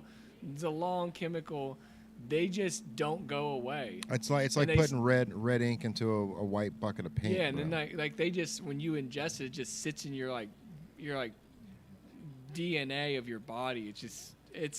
It's like never escaping chemicals out of the human body. you That's know? crazy. So, man, that took a turn. That did it. Took a turn. Yeah. Talking about that DuPont's- water, get excited about that water Yeah, and though. DuPont and stuff. But I mean, I'm here for it. I'm here for exposing the truth, man. Like that's what we're about. We're about, there's journalistic aspects to this. Like there's truth to things that I think people need to hear and that I didn't even know. You know what I it's mean? like the history. You just pulled that up and you just tied DuPont to this like William crooked guy Randolph doing Hearst, yeah. like Yeah. paper pulping and stuff, and like how that's created to the point where we're all sitting here talking about something that's super safe and natural, yet it's totally illegal. yeah, Well, it's- because there's a it's- gatekeeper. And Someone then kept nobody it even from knows it. about that. Yeah. I And didn't even know that DuPont was involved with that. And that's the thing, man. It's almost like the medicines or the pills that you're taking. It's like, they're offsetting these, going, okay, we can make 700 million, but then we're gonna have to, probably settle in court for 300 million. So it's a win, right? Like we know we're giving these people cancer, or we know we're doing this, but the profits outweigh the repercussions. So we're just gonna keep going with it, and then we'll take that that fine on the chin and keep rolling with it. Like I kind of feel like that's when That's crazy. That's a well sick when, way when, to when, look when at it comes to a monopoly like that that's what too, it is, man. though. That's Yeah. what it is. That's where we're at. I mean, because that's in their crazy. mind they're probably doing more good on the other end. You know what I mean? They Like think they are. right, they're looking at it like we're doing more good on the other end of things, but on the back end, like contaminating like Michigan's waters, like that's how they looked at it. Like on the front end we're doing great, but on the back end we're maybe ruining whole communities. But we'll settle out of court with them. In the front end we're gonna look like, we're running the state. You know what I mean? Like, and everyone, we're the hero. But on the back end, we're going to settle out of court. We're going to give millions of dollars, but we're going to make tens of millions on the front ends. So we'll pay these people off. We'll pay them off. And then they move on. Yeah. Good enough lawyers and do their thing. So, I mean, but the fact that medical marijuana it's that thin that we're not talking about. We wouldn't be on this podcast if that hadn't happened, because Yeah. we'd probably been way further along. Sure. We would have. Just keep waiting and Yeah. keep hoping. And Yeah, we're not. They wouldn't have. The hope would have been done. We would already been in the I promised lost- land, right? I lost hope whenever that bill didn't pass in the spring. Like I lost hope. Yeah. I've watched it all spring and summer. I was waiting for it, watching, lost hope. Okay, we'll try again next year. Yeah. I I mean, but you're literally a mile away from Kentucky, so we can so see you so it. your I can so see your Fort eyes. Thomas. I can see Fort Thomas from the office. Yeah. You can know, see Dayton too. You can see Dayton, You Kentucky. can see We it down all. there, Yeah. We see down it there, all. yeah. I can see Chris Collinsworth's house and stuff like that. There you go. Yeah. But yeah, that's one of those things, man, where it's like, we've got you're so close to Kentucky. Like, obviously, you want to put your thumbprint on it, and you want to be a part of it. And as soon as things do go into action, you want to be on the forefront of those things, man. And that's why I appreciate you coming down here to the state of Kentucky to, talk Heck about yeah. it, and hopefully, it passes, and we don't have any troubles with old Mitch McConnell. Yeah, we can roll once if on the first week of January, if we don't hear anything, we're rolling. Is that so? We're gonna roll. Like, so we can already, they? There's no like application that the doctors need to do. We just need to have a license in Kentucky, and we can start giving recommendations. So And there's no paperwork. That's what's so good about it. Also, we do all bogged down with paperwork in Ohio. Mm-hmm. There wouldn't be any. We just print you off that paper that says we agree with that. This is the pros outweigh the cons, and we sign and put our information, and that's it. And so it's going to be a simplistic process. It'll be a little challenging to get it, but we'll do things like, hey, let's figure out, all right, where are you going to go? I'm going to go to Illinois. All right, let's find the closest dispensaries Yeah, from we where you recommend live this in one here. Illinois. And I'm going to look at their menu online, and we're going to give you some recommendations, and you're just going to do it in a typical way, and you're going to stock up. And then you go that way, you don't have to keep doing that. Is there a way that you can team up with a couple dispensaries in Illinois to say, hey, like if I recommend my patients to you, could you have some of my medical information? I guess it really wouldn't matter though in Illinois because it's recreational. So unless you're getting somebody randomly from Kentucky in there, It'd it be wouldn't make nice to sense. have a connect there. Like if when we recognize that if this is going to be happening, that okay, there's going to be certain areas like the border towns, and they all have dispensaries on these bordering towns, like It's strategically placed. yeah, for sure. I mean they know, like they're doing more business from Kentuckians on those bordering states than they probably are Illinois people. Right, for sure. But for people who live far away from those bordering states, not so much. Right. And so to have one or two that were like the preferred ones, not for any sort of like, for any profit on my Self-gain, end, right. but for the patients to be able to The right recommendations. like, hey, this is a legit place, and the folks that are there really understand the talk products. to and Brenda. I Like, probably need it. What would probably end up happening is when we recognize that this is the real deal, is we're gonna make a drive out there. We're gonna just drive out to Illinois, and we're gonna go and see and look Yeah. and say, all right, this one looks like shit. This one, yeah, this is average. This one, this is the it. one. This is the And then one this that is the fits one my everyone's clients. gonna go. Yeah. And then everybody can go where they want, of course, but that would be that's wanna- a good you- idea. Yeah, you want to be able to recommend somebody that you feel comfortable sending people to. even though for that's sure. far away, but it's not really. So I think I looked. One guy called me who had blood cancer from Kentucky, and he said, I live in Florence. I said, I'm going to find the closest dispensary that you can go to that's legal.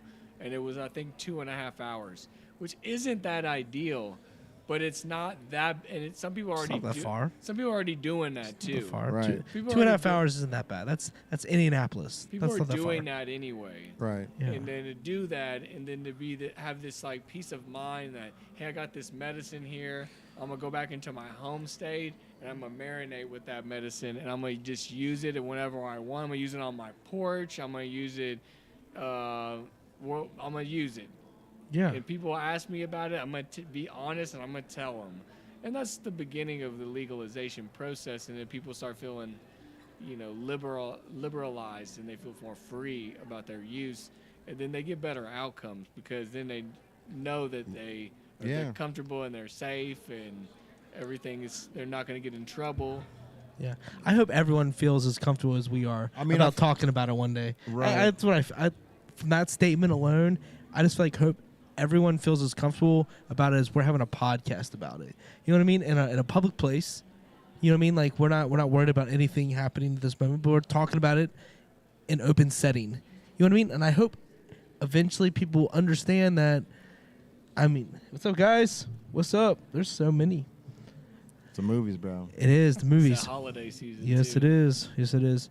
But I just hope for so many people to just feel comfortable about using it on their front porch. Yeah, me too. Use it on their front porch. Come on. Hey, and then these Yeah, on a Tuesday. The podcast, like I watch podcasts from growers in LA and in California. They've been paving the way from the beginning. Oh, Like, yeah. we only can imagine the stuff that they've been going through. They're in the beginning of this, also getting the education out, and so, geez, like even in LA, people are talking about, they're a little more sophisticated. Like they're arguing about, oh, what's a better grow atmosphere, indoor, outdoor, or, Right, you know, yeah. mixed grow where there's like a grow room, and then when it gets dark outside, the LED turns on, and but that's it's exciting that that's where we're headed, Yeah, and and that there's all these people that don't know anything about this, and they're like gonna know about it, and they're gonna feel better because of it, and those are the real challenging cases. We can give people medical marijuana to already understand it, and we can tweak their knowledge and get them legal. That's a win. Right. But also to get those folks who have been dealing with bad chronic problems and they never ever considered using this because it was devil's lettuce, Right. and then all of a sudden they're like throwing their cane down, and they're like, you know, sleeping 8 hours a night, and they were laid up in bed, and now they're working part-time, Right. and they can't say anything except for the only thing I did differently was I started using this. Right. So, and I've got two questions, man. One, so if we make it to January 1st, is it effective, or can Mitch McConnell do something on January 2nd or January 3rd to remove To block it. to block it? Yeah. Yes, because it's a kind of a quirky way to pass legalization of cannabis in Kentucky. Then by doing an executive order that they could block it, government could block it and say he doesn't have the right to do that. And then it would just go back to the way it always has been, which is just illegal. Right. And, But they're allowed to block it after January 1st? That's what I've understood, is that they would wait until the date that it was set to implement, and then it would block. So we're going to know pretty soon. Hopefully they got January 1st off. Yeah. Yeah. Hopefully they're taking the day, New Year's. Yeah. Go I have a mean, good time. Somebody get Mitch McConnell really drunk on New Year's. Yeah. So he doesn't want to go into work on January 1. Give them a joy. It's just the reality is, other than the not taxating part of it, I just don't see the fear. Right. And if you let this roll, you're compassionate because you're letting people get it if they really, really, really wanted and need it. They got to go some steps, but they're going to get it. Right.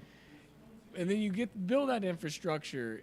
If you just block it and then just build infrastructure, then you're not compassionate For sure. because you're just building the infrastructure to money. get it to happen, yet you're not letting people use it in the meantime Right. who really, really need it.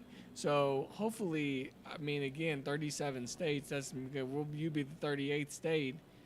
Not that many left. Right. The only ones left is Bible Belt. Right. Right. It's like, you know, Tennessee and the Carolinas and Texas and, you know, even Mississippi. Tennessee touches Kentucky, so how far? I mean, they're far off, right? They're far. They ain't gonna happen. But yeah. like even that's a even- hard no. That's even- crazy to even think about. but even Mississippi and Alabama have medical marijuana programs now. Oh, wow. Alabama Alabama and Alabama. Mississippi. Yeah. So that's like if they have it and you're way up this way and you still don't have it, why? You Right. know, like It just blows my mind that you're hard no on Tennessee. Like it's not gonna happen. yeah. Well, That- there's that's- a guy there was a Yeah. doctor that I worked with, who actually ended up leaving Ohio and practicing in Tennessee, and he ran for governor there. His name's Jason Martin, and I saw it on Facebook, and I'm like, Jesus, he's running for governor of Tennessee. That's awesome. Yeah. And one of his big things that he was trying to push was legalization of medical cannabis. And I was so proud of him for that. He was a pulmonologist. That's Oh, okay, crazy. And I was yeah. like, man, this guy is awesome. I thought Yeah. he was awesome before, but now even more I think Right, he's right. awesome. And he lost to Republican, and which means that isn't going to happen as fast as they would want it to, Okay. Right. but So the second question, if it does get passed, and so January 1st comes and goes, there's no rebuttals on it. What do people in Kentucky have to do? Can they, as of January 1st or January 2nd, can they call One Heart Medical? With that 513 area code, just call you guys up and either set up an appointment, or can you do like over Skype? Or is this something they have to be in the office for? yeah, what we're going to do in the beginning is, yes, they could just call and make an appointment, and because we don't know, like, we can't open an office in Dayton or Newport or Covington or Florence and sign a lease for 12 months if they're going to just pull this from under the rug from sure. us on January 1st. And so we will be able to offer it to people legally, because we're going to have doctors board certified in Kentucky. It doesn't matter where you're at on the USA. If you're board certified in Kentucky, you could give recommendations and treat people that live in Kentucky. And so the person would we think it's best to do in-office visits while we're figuring out these legalities and stuff. For sure. Also in the law, it does say they want written recommendation. And so written recommendation to me sounds like in the office. Okay. Written, not like printed and Yeah. mailed to you or something. Yeah. And I think that works out well in the beginning. This is also new. I mean, you're also very, very like approachable too, man. You're Yeah, it's not a nice you office don't and feel stuff, like a yeah. When you walk in, there's plants everywhere. Leo's usually hanging out in the office. Leo's his puppy. You still got Leo, right? Yeah. So, like when you go in there, it's not like, oh, I'm in a waiting room with 7 other people that are all scratching their neck, just waiting for an It's a appointment. comforting thing. Yeah. It's much more boutique. Like usually people don't even Boutique cross, is a good word for it, for yeah, sure. they don't cross paths. Like we try to get. I like it where the patients never see each other. So like one person comes in, they get a perfect intimate experience, they leave, and then the next person comes in. Yeah. And that's yeah. and bro, that is so cool, because it's like every time I've been in there, it's always a personal experience. It's never there's never 4 people sitting in the waiting room. You know what I mean? Or 3 Yeah. people, or 2 people sitting in the waiting Yeah. room. You walk in and it's like we've got you marked from 3 to 4. So Yeah, correct. And people say, dude, like, are you doing okay? Like, you look slow as shit, man. Like, are you going to be in business? And I'm like, man, we've been seeing plenty of people. You just aren't seeing them. Right. And Right, like, because we like anonymity, where Yeah, it's we're like not trying to do 25 patients in a day. Like, Right. we're going to do it the slow. Some people might not like that, but that's just the way we're going to do it. It's going to be nice. It's going to be chill. If I recognize people are kind of in a rush and they kind of already understand the lingo and they want to move a little quicker, I'll move quicker. But we're not going to you're not going to just, for our practice, like we don't want to just have someone come in and say, here's my records, we give a stamp, and then they move on. Right. We can do that, but there's just a much better way to do it. For And sure. even though like most people that have been consuming cannabis for a period of time feel like they're like pretty well knowledgeable about these products, we can always learn from each other. I can learn from them, they can learn from me. And so, but yeah, I can see them, patients from Kentucky coming in, we write that recommendation, and then for 12-month period of time, they'll be able to go to those other states and purchase product. And then until we hear the lay of the land about what's going to happen in Kentucky or maybe Ohio. right. So you said for 12 months after you write that they can get that, prescription, if you will. So it's good for just 12 months, and then they have to get And then they have to revisit. Yes, and that's the Okay. way that they've written it, and that's the way most states do it. Is some increment period of time, Yeah. and then and then you come back and get seen again, and then kind of renew, So your yearly renewal. yearly renewal. Okay. And Yeah. so it will That be makes a sense, 12-month recommendation, and then there would be no paperwork, there would be no card, Because it's already in the system. because You've we're already not went through even it. well, the Kentucky's so fresh that they just don't have a system. So everything is just like technically when we start giving recommendations, there's no way for the state to even know who is even registered. You don't have that infrastructure in place. And so it's going to be totally like new and open to where you're going to have this piece of paper that's going to say you can go and get it and bring it back. And that's going to be bonding. Yet the state's just going to be rolling out the other parts eventually to where then all these doctors who are doing these paper recommendations will have to do a formal course or, certificate or pay a nominal fee and get a certificate to do the recommendations. But in the beginning, it won't just be my clinic. I mean, there will be other doctors, hopefully, I really hope and believe that, like, say, pain management doctors, oncologists, Yeah. they're going to just start writing those letters for those patients. And they won't have to come to Dr. Weeks and One Heart Medical. They can just go to the doctor that they normally see. Well, would they like as of right now, they've got to recommend the recommendation to the medical doctor, right? Like as of right now, I can't just go to my arthritis doctor and then If they were willing to write you that letter, they could. and I can take that letter to the state or take it to you. No, like, so say you had a primary care doctor that was open-minded and you went in and you said, my eye history, what I've been through. I got glaucoma, I got chronic pain, and I want to use medical marijuana legally. Will you write me this letter?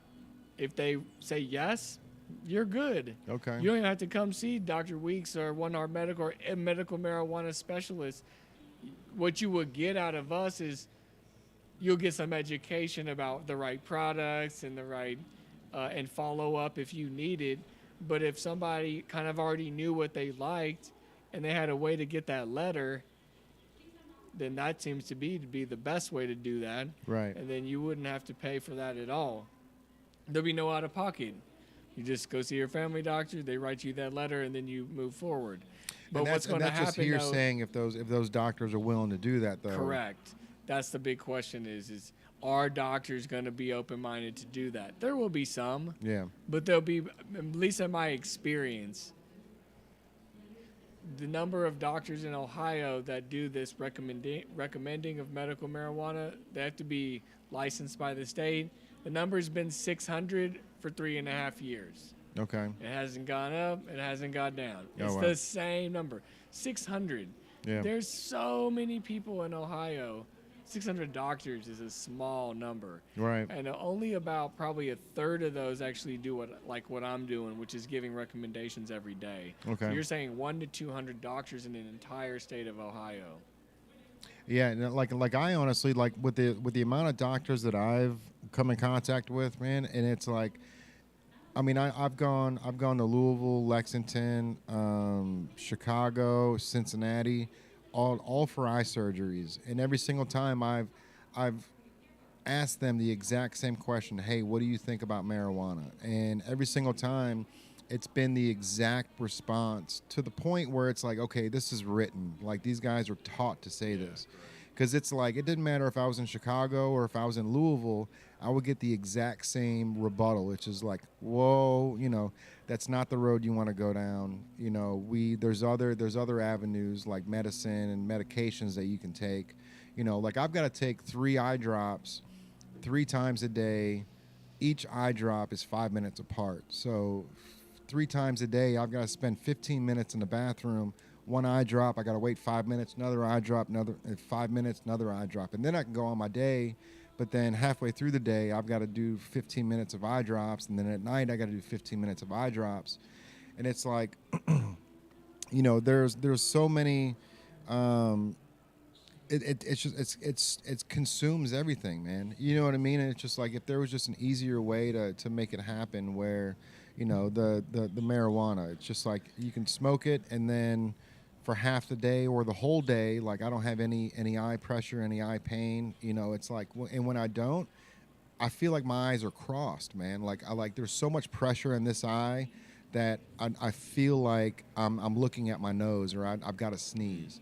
You know, and it's crazy that's and that's just a little pain. You know, like there's people that have like these chronic pains that they can't, you know, like back pain, bro. Like I couldn't imagine like having a chronic back pain or like a hip pain where you can't even walk. You know, like for this at least I can walk around and do my daily stuff and I can still use my arms, my legs like without any problem. But seriously. like for some people, man, it's like it's debilitating. You know what I mean? And it's just like and there needs to be an easier way for people to be able to like resolve this pain, you know. And it's like obviously like marijuana is, like we said before, it's we haven't tested it for a long time, but it seems like there's a lot of benefits to it and very negative side effects other than it being illegal and you can get in trouble for it because like And become a couch potato. it's not. I mean, come on. Like, it's non-addictive. Yeah. It's, you know, it helps with so many ailments. And like you were talking about cancer. You said 10 times out of 10, if you have cancer, I'm going to recommend. For sure. So is that a lot to do with like Rick Simpson and like his like remedies of cancer through medicine? Like more so like just getting people's symptoms controlled, you know, like getting their The pain down. physical pain, Yeah. their mental symptoms, their nausea from chemo, their fatigue from chemo, appetite suppression from chemo, the mental stuff that goes on with cancer and being like, hey, am I going to die? Like, what's happening to my family? And that.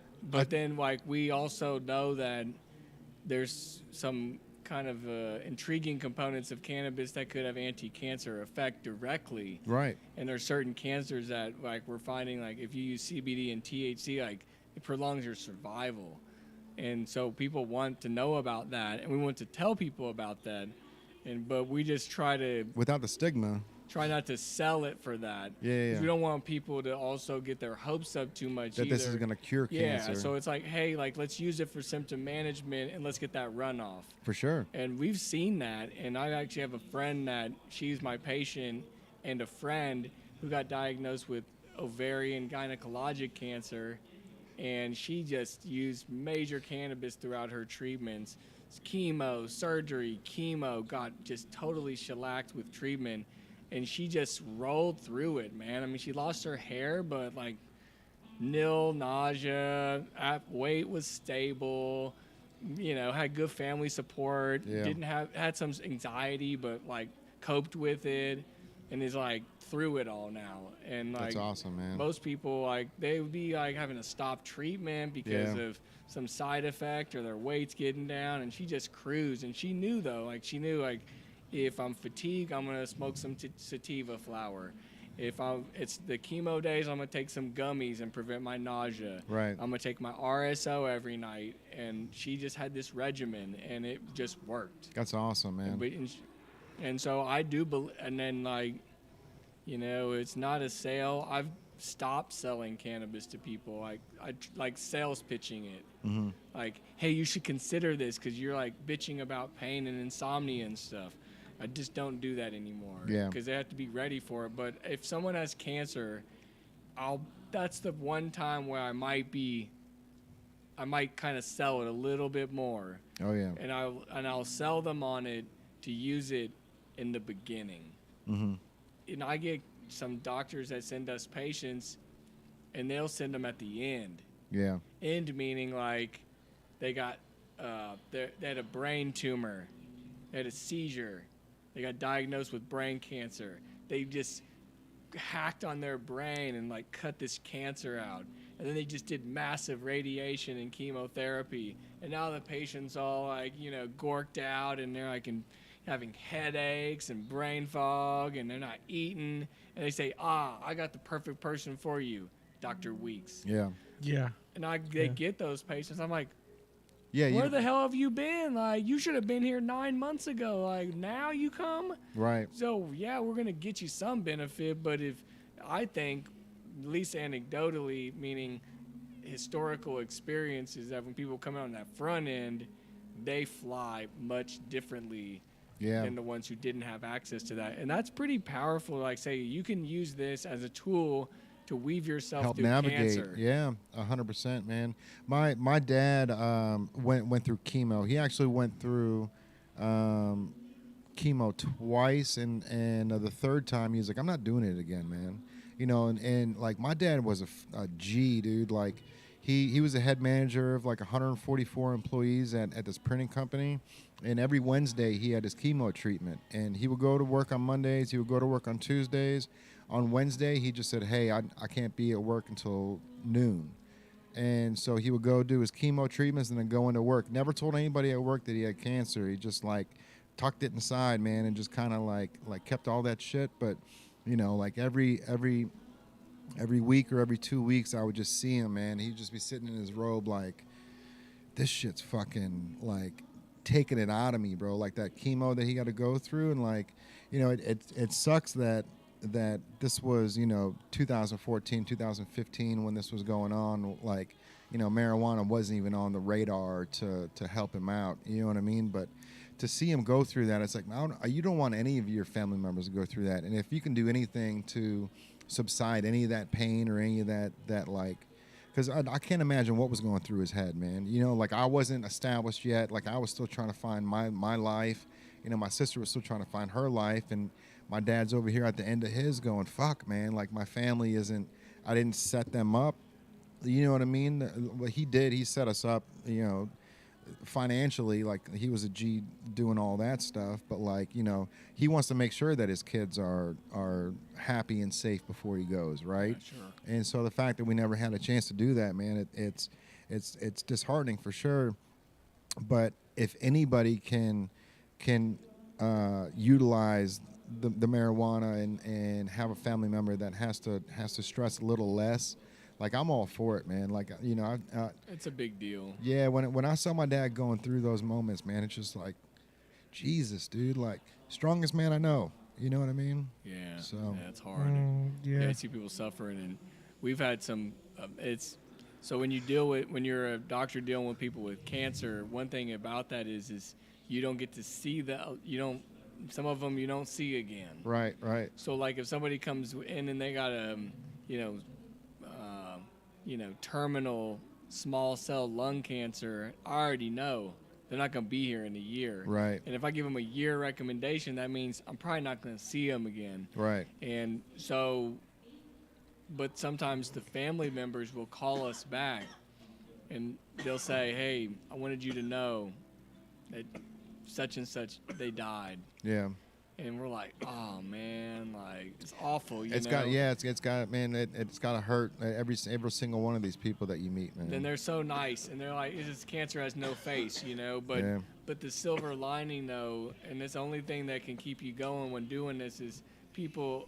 They'll then also after they say that they passed, they'll say, hey, but before they passed, they told us that this cannabis was the best medicine that they used throughout their whole chemo and treatment. Right. If it wasn't for this, I don't know where I would have even been before they die. And they tell that to their family, and the family relay that to us, and that tells me that's a big deal. Oh yeah. Because like imagine if you like, say you're like normal person, you're walking around, and then shabam, you get that cancer.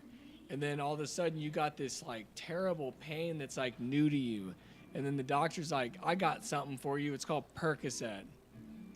And you're like, sure, I'm going to take Percocet because I don't want to be in pain. I don't care. Right. Give me whatever the hell you want to give me. I want to take it. Yeah. And then they're like, like semi-comatose for like, a day because they've never taken opioids before. And it just like totally gorks them out. And then they don't shit for a week. And they're like, this is not for me off the bat. Right. This is causing nausea. This is causing constipation. This is causing me to be confused. This is not the right direction. This is pulling me into a spiral here.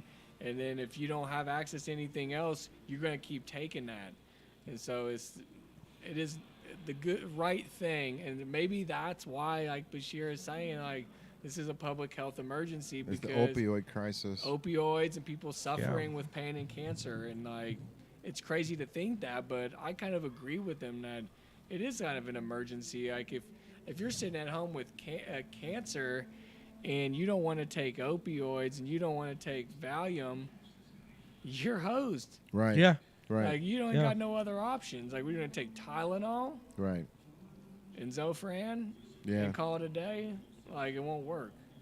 And so that's the reality, is that it is a public health. And so my glass half full belief system is that on January, this is going to just be the way that Bashir said it was, and we're going to roll. And if it doesn't, then we got to just The ball's already rolling, so let's and not let's stop start it. waving our hand to politicians and saying, well, let us. We already learned about this already in Ohio. Let us help you, like, recreate this law to be the way it's supposed to be. Right. And let's learn from mistakes that Ohio made, and let's make a better program for Kentucky.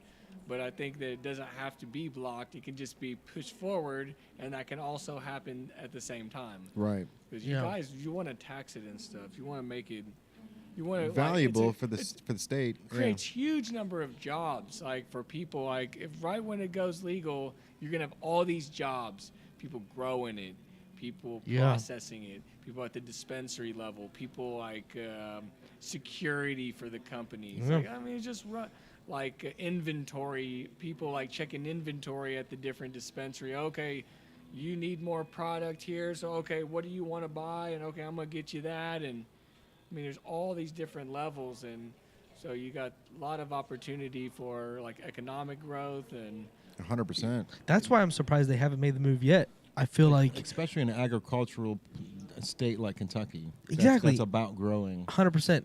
The jobs that it creates from the jump, just even down to the person, like we always talk about, like, well, we don't always, but like baggers at a Kroger or Walmart. A bagger, there's a lot of baggers. You have to fill the early shift, mid shift, late shift. That's all these jobs that are existing from the jump, just because the Grocery stores need baggers. yeah. Exactly. Yep. So on that scale, for a dispensary, all the bagger level positions are going to need young people to fill those positions, which is going to, I mean, you're going to have so much, like, mental growth. People are going to understand. You're going to get the knowledge out correctly through the right, like, Yeah. there's a lot of dynamic there that we benefits. haven't really talked about even on that level, but you're mentioning now, but like, yeah, just the fact that those ground level employees are going to be educated, and the education's going to go way further. Yep. I hope they don't push back. yeah, I know.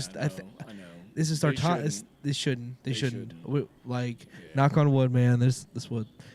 Like, it's just we live in a society where we're this societies are different all over the United States. You know what I mean? Like, society is a total thing is one thing, but like, they're 10 years ahead of where we're at in a lot of cases Sure. in other Or states. longer. Or, Yeah. or longer. So I think if we can get to this break even point, which would be, the first of the year, the break even point would allow us to catapult further, Yeah. and we'd be able to leaps and bounds at that point. Once Yeah. you get one dispensary, that opens for 5 dispensaries. Before you know it, you're at 15. Correct. And then we're not even talking about a discrepancy between Ohio and Kentucky. Yeah. And then I think other states seeing Kentucky move forward Then we might got the jump whole- on too. Then we got the Be- whole 52 states. Exactly, because Kentucky's as much as we are in Midwest, we are definitely got that southern. Southern. There's southern in there with a lot of on the political stance. So, Yeah. I mean, but because we always look at it like, all right, this Kentucky's always going to be no, we're not going to go on the green front. No one's going to go on the weed front. Yeah, we love yeah. our tobacco. That's tobacco and whiskey. A's out. Love you, buddy. Hey. I'll shoot you a text tomorrow. Appreciate Yes. you, man. Yeah. All right, bro. Yeah, Thank you, brother. Appreciate you, dude. He's gonna do the commercial for you. Yeah, man. We're gonna do a commercial to get on these TVs Yeah. for Yeah, sure, man. bro. Yeah, awesome. he makes his content super fire, man. He's great. No, he really is. No, he's Yeah, I saw it Yeah. earlier with the Dennis Rodman stuff, and it's pretty cool. Yeah, I he's- can't wait to he's see out what there he's killing gonna it. do with that. he's got Yeah, I appreciate that, bro. He's- Oh, it's sweet. he's quality up there, man, for sure. No, All right, Nick. we'll, Appreciate we'll you, bro. explode your head, man. That's fine. We'll give you all the props, bro. You deserve it, bro. You do good work, man. For real. Hey, cheers, bro. See you, buddy. Be safe, man. Yeah, Illico's great, dude. He's So, dope. Yeah. so one thing about One Heart Medical, man, is it's a family-owned business. It's you and the wife that own it, right? Which is also it's not just a big corporation. This is a family-owned business. You guys put all your eggs into this basket. We're working hard. Yeah. I mean, you went from you and your wife. She was a doctor, and both you were in the hospital medical field. system, and she still does. But we're all in, and we work a lot to do this, and we've given recommendations for free. We've done payment plans for people. I mean, we try to give access to people. It's not all about. We got to make the bottom dollar, but it is local. It's truly local, and in this industry, medical marijuana, it's not local, which is what It's a cash grab for 90% of the people out there, for sure. And so this is not done the right way, and that's also like feeds into the stigma also too. And so we gotta just keep doing it the right way and knowing that that's the right thing, and that seems to be paying off because we're doing the right thing for people. And It is, man. I mean, I've heard your name numerous times pop up, and it's cool going from seeing you jump from being, at the hospital to jumping into your own boat, which is always scary, man. Like, I try to use this analogy of like you're on a cruise ship, and you got somebody else manning the boat, and you got all these people on the ship, and you can have as much fun as you want. But there's this other ship that's just rolled up right on the side of a cruise ship, right? And there's no one on it. It's just a vacant boat. And it's like, man, I could really hop on that boat and just take off, but it's like jumping from the comfortable cruise ship to the boat that doesn't have, you don't even know if the keys are in the ignition, right? Yeah. But jumping from that safety net of having the free food and the free drinks and all of your friends and everything, someone else is running that cruise ship, to jumping on this own boat and then seeing if the keys are in there. And what I mean by seeing if the keys are in there is like trying to start up your own business, right? And if you're able to find those keys and turn that ignition, and that boat starts up, and you're able to drift away off of that cruise ship, man, you're going to be a lot happier because you've got your own piece of Earth now. You know what I mean? You got your own thing that you're working for. It's like, this is my baby, and this is what I can do to help out the world, and then in return, it can pay me for having that knowledge that I, or the risk that I was able to jump from the cruise ship onto the. I remember when you told me about that, and that's what we still roll with today. And it's like, it just keeps rolling. That boat keeps rolling, and you just keep, like you're doing here, you just keep adapting, and bro. and then okay, we were just doing Ohio and Delta and Eastgate, and Eastgate we just opened a month and a half ago, and now all of a sudden I'm here in Kentucky, and like, whoa, like we're about to roll more here. And so we just, that's the right idea though, I think, and just take advantage of the timing and the fact that we have the timing's everything, bro. and then you education. guys, Sure and is. stuff. Timing And is literally everything. and you guys nailed it too, man. You jumped off the Hit that ship market. early. Yep. You guys believed in what you and your wife were doing, and then you were able to steer that ship off. keep getting more education and stuff, and Yeah, bro. And hope that that we can do it in Kentucky too, man. anything I can do to help you guys out, man. Like, if I've got to empty out that storefront in Dayton so we can have a dispensary over there, I'm in. Dude, that would be sick. I keep That would be- thinking, bro. It's I like thought I've about got, it, too. I've got that storefront. It's like 450 square feet. It's really like urban looking. It's got graffiti on the walls, but then there's an apartment behind that wall, and so there's a brick fireplace, and then you can actually break through either side of that brick fireplace and then do the 7-Up machine, where I'll be sick. the front half is like the waiting room or maybe the dispensary, and then the living room to the actual apartment behind it is like the office. You know what I mean? Like where you can talk to the doctor that's or something. the future. Yeah, bro. So like, Yeah. I'm in, man. I think it's in play. If we've got to turn that into, when I had a name for it too, because we're right across the street from the police station. The Pigs in a Blanket or something, like it was something like that. Like, Oh, that'd be sick. yeah, bro. Yeah. And it was just like a photo of the dispensary with a bunch of cop cars, because all the cops always Yeah, you got park the right in police front of my station right building. now. Yeah. Right Man, in that front of would it. be crazy. How impactful would that be? Oh, like man. the Can you think Man. about the first dispensary, not only in Dayton, Kentucky, in front of a police department? Yeah. That's legendary in its Yeah. own right. Probably wouldn't happen. Yeah. It could though. I mean, who's to mean, say it doesn't? Give it a cool name And then like put a I donut mean, shop next door, and we'll then you'd be all set. Native Root, Yeah, I mean, Native Dispensary, Native Bud, Native Bud. Native Buddies. Yeah, Native Buddies. We figure it out. Native Buddies. we're gonna we got this. Yeah, for sure. I just think that the idea of the first of something is just super cool, regardless of where you're at in time Yeah, no and doubt. eras of. I mean, think about all the people who have paved way for different industries, and they were the first of their kind. To be the first of something at any era, I think is peak. Yeah, no doubt. Peak success. You know what I mean? Because you're the first, regardless of the industry. Who cares the industry? There's a lot of people who don't like sports. I love sports. I do a whole sports podcast over there inside the store on Wednesday nights. Like, a lot of people don't like sports. They don't want anything to do with it. They want to play Dungeons and Dragons. Sure. I got a RuneScape keychain on my keys here, and it's a game I like to play. Other people, everyone's in their 30s that are playing it now because we played it when we were young. But like, no one listening to this may like that, Yeah. but they like something else. Sure. And if you're the peak of whatever that is, music, entertainment, weed, basketball, football, whatever the case may be, to be the first in anything. We're talking Tom Brady, and he's thrown for the most amount of yards. He's played the most games, but he's peak.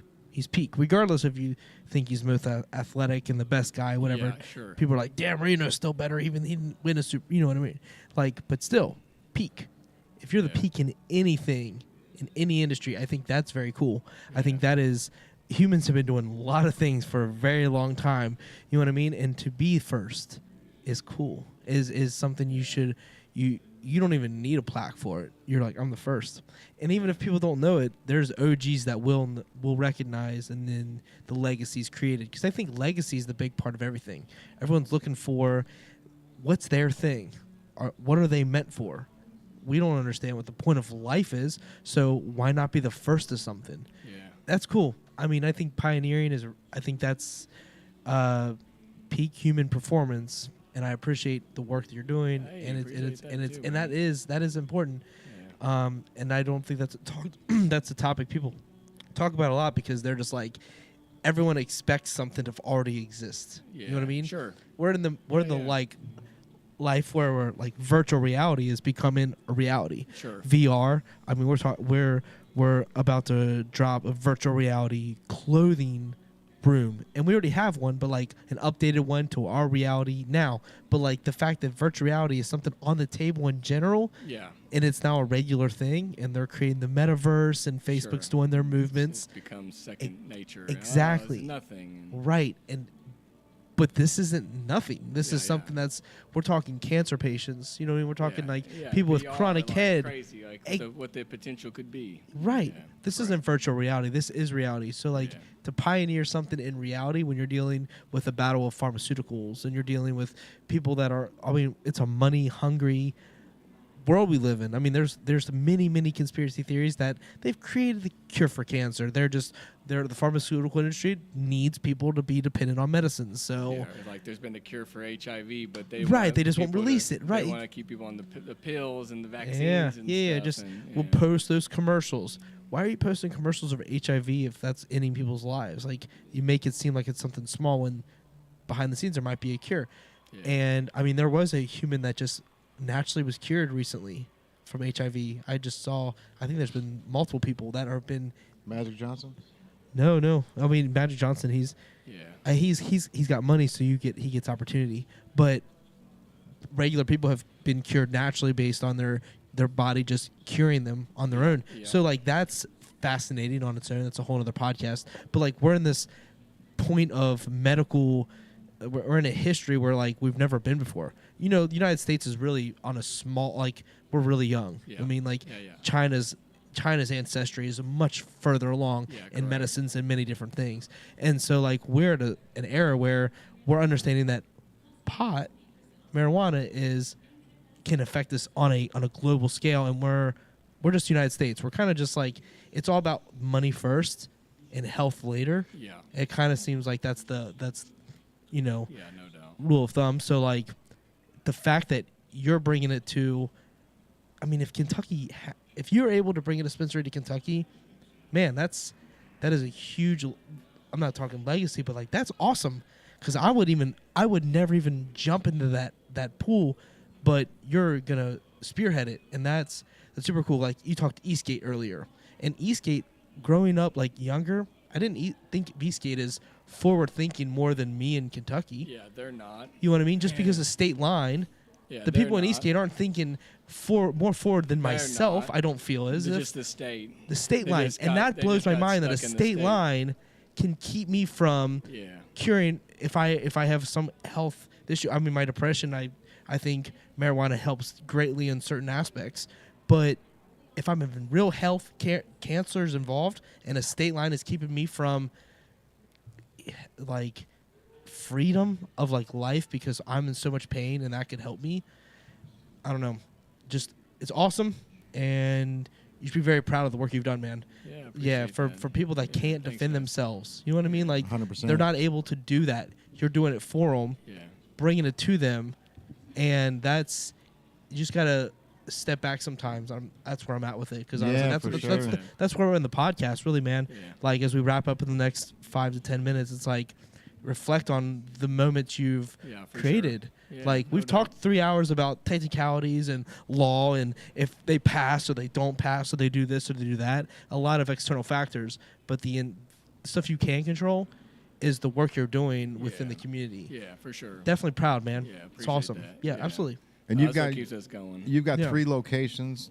Is that what we said? Got the Delta Ave and got the Eastgate, Okay, Mhm. and then to be determined about the Kentucky. cool. And again, we weren't planning on any Kentucky. That just came out the blue, and we're gonna roll with it. And but if it's happening, like we can keep doing. They'll have people from Kentucky come to Cincinnati, but we all know that people in Kentucky don't like to cross the river. Right, right. And so Yeah. if we're gonna be doing this for a Kentucky marijuana program and Kentucky marijuana patients, we should probably be in Kentucky. For sure. So this beginning part is just the part that's just because we're not sure if it's going to stick or not. Right. And then once it sticks, we already been looking at real estate and stuff and looking at places to lease and, you know. On the so- forefront, man. That's so awesome, it's- bro. It's just a little over a month away. Oh yeah, you know, it's coming up Yeah. quick, man. Before you know it. Yeah, That's I got crazy. my The New license. Year's coming. I threw my license. I'm not credentialed in Kentucky. I'm credentialed in Ohio, but I applied for a Kentucky license. And when I was applying, I was wondering to myself, I wonder, like, just this week since they passed this marijuana law is potentially passed, how many other people are like Yeah. trying to get their license at Right. the same time? Like, are they like, Jesus, like there's never been a license. Nobody wants their license here. Now all of a sudden there's like hundreds of people. I don't that's- think so though. But I think that's what we want. We want as many as humanly possible, I right? don't think there will be. How many do you think? Like, so people already licensed in Kentucky, they can just roll forward. Mm-hmm. Like they can just do it. But I'm saying I don't have the license to practice in Kentucky, so I have to go get that. Right. And how many others would do that? Are doing it at the same time. They But would. The more that are doing it, The better. the better. Yeah, the better. We want as We many. don't want to block people. Like, Exactly. it's not a Everyone has to be competition. involved. Yeah, like, Right. people think it's a competition, Yeah. but it's not a competition. It's not a competition. And there's You plenty just of- want to be on there's it. plenty of people You want the out there playing that- field open. Yeah, you got plenty of people out Yeah, there. if you don't have the playing field open, like I want it available to everybody. Yeah, To yeah. full e-commerce. No one has. If I want to go sell a keychain right now, I should be able to go sell a keychain. You know what I Right. mean? I should be able to do that. I should know one being like, no, you can't sell a keychain because you're fighting the pharmaceutical companies, if you will. So like, I want to be able to sell a keychain.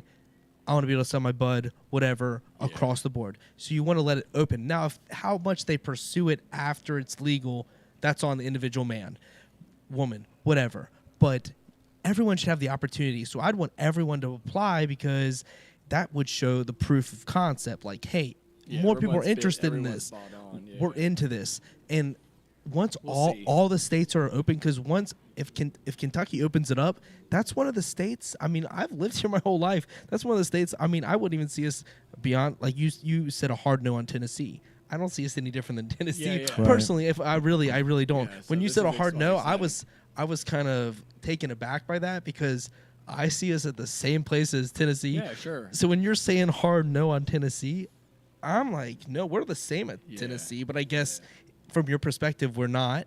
But growing up, if you would have asked me before this interview, right, I would have said Tennessee, Kentucky, same playing field.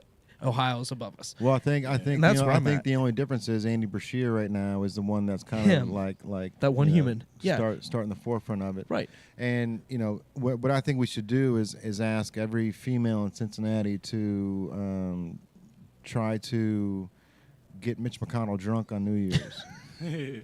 whatever Strategy. you can do. Yeah, I mean, I Yeah. know he's one of those old school guys that had polio back in the 1900s, but let's get him drunk on New Year's Eve so he can't go to the office on January 1st or forgets all about it, or get him high on New Year's. Get him- And so he's like, "This is awesome. Right. Yeah, bro. Like January in. 1st, Yeah. I'm going to get my license." Right. Exactly. Why are you fighting it, man? Like I'm not quite sure, but there's always going to be there's always going to be someone going at the ultimate goal, regardless of all industries. There's going to be someone. At the end of the day, when you've got 37 other Antagonist, states if you will. that have all said, "Hey, we're doing this," and you're like, "We're not going to do it. We're not going to make any money on it." When you see how much money all these other states are making, and how the crime's going down, and how the drug dealers are disappearing, or they're not as abundant. You know what I mean? Like Yeah. there's still going to be that whole thing where you've got drug dealers that are out trying to undercut the dispensaries. But if you've got legalization, man, it changes the game for everybody. Everybody. All right, bro. So I know it Yep. looks like you got the P dance going on. Yeah, You the got P a dance. P- So Yes, sir. let's so Eastgate or Delta Ave. And Delta Ave's great because the people that don't want It's close to Kentucky. You could take 275 to get to Eastgate. What I would just just take do 50 is East. just if anybody's interested, just to call us and we'll start to guide them on the process, and we can book the appointment. And if for some reason the law doesn't pan out, everything will just go back to normal. There won't be any financial burden or Yeah, yeah, anything. yeah. It'd just be like, hey, let's make this appointment. This is how the process is going to be. And then You've got all their information. So when it does go through, you might be able to contact them back. I don't know if that's we're gonna just start making appointments for January, and then if for some reason in January comes and it doesn't happen, then we'll just cancel those appointments, and then we'll wait until we get what we want to get. But Dope. All right. if it doesn't happen and it does, nobody, it's quiet, and what Bashir did is gonna roll, then we'll just start doing the recommendations like we had talked about, and we'll just keep doing that, and we'll open the office in Kentucky, and then it'll be very straightforward. Awesome, man. So what's the phone number to the office? 513-321-1242. And then the website for the clinic is www.oneheartmedical.com. One Heart Medical, easy enough. And man. there's no charge to call and ask questions and stuff. Nobody's charging for that. It's just if you have questions or you're uncertain if you qualify and that sort of thing, you would just call. We would give you the lay of the land. We would see, do you qualify or not? And then if you did and you were happy with how things sounded, then you would make the appointment. Cool. And I would say we had our first patient booked today, which was an elderly patient from Kentucky. When we told her that she was our first patient that we have booked from Kentucky, she got so excited. I bet, dude. Yeah, because she's an older chick, right? So for Older. her to be on the forefront and saying I'm the first one, Yeah, and she's she's got- like, I'd never want to do this illegally and stuff. I follow the rules, and I'm law-abiding citizen and stuff. And Right. So that's kind of funny how that's the first person to call, and that's the stereotypical person that we want to see, Right. those people that they got real problems and we can help them in an alternative way. And so that also shows you the stigma's gone, man, of this whole they're ready. pot fear, the They reefer madness. And that's why Bashir, I think he was right. I mean, they went across the state and asked all these people, did surveys and stuff what are your thoughts about medical cannabis? So in fact, when a conservative Kentucky elderly woman calls and says, I want to consider this for this reason, then that shows you that they're wanted and they're ready for it. For sure. It's a month and a half before it's even in law, Right. and someone's already calling. Well, put me on the list for January 1st, bro. I'm in there. Right. Yeah, 100% for sure, I'm in man. there. Yeah. You All should right, be man. the first patient. Yeah, Right. for sure. All right, so oneheartmedical.com, and then the phone number if they want to contact you or if they have any questions, 513-321-1242. Perfect. And Thanks again, man. dude, I appreciate you, man. I'm so proud of you. And like I said, Likewise. it's a small business. It's you and your wife that are running the whole ship there, and it's really impressive to see, like, the family oriented thing where you put your mind together, she puts her mind together, and then you guys are putting your bank accounts together and just going, okay, we can do this. We want to be on the forefront, and I really hope that everything follows through with this Kentucky thing. Yeah, for sure. Because I want to see you on the forefront and in the face of the medical industry in Kentucky, bro. Yeah, that'd be awesome. Yeah, appreciate that again, man. Awesome. All right, Dr. James Michael Weeks, bro, I appreciate you for coming in on another episode of the Powwow. This is going to wrap it up for this week. Yes, sir. Nick Schultz was here earlier filming Yeah. for the reality show, so shout out to Illico Media. We are going to get One Heart Medical on as a sponsor for the podcast. Yes, sir. So I'd like to give you guys a shout out. Liquid Death, thank you for sponsoring the podcast, and Duffified. We appreciate you guys for always tuning in, and we'll see you on another episode of the Powwow next sir. Tuesday. We're out of Bye. here. Later. Later. Bye. Hey. Appreciate y'all. Thank you. Thanks, man. You're right. Yeah.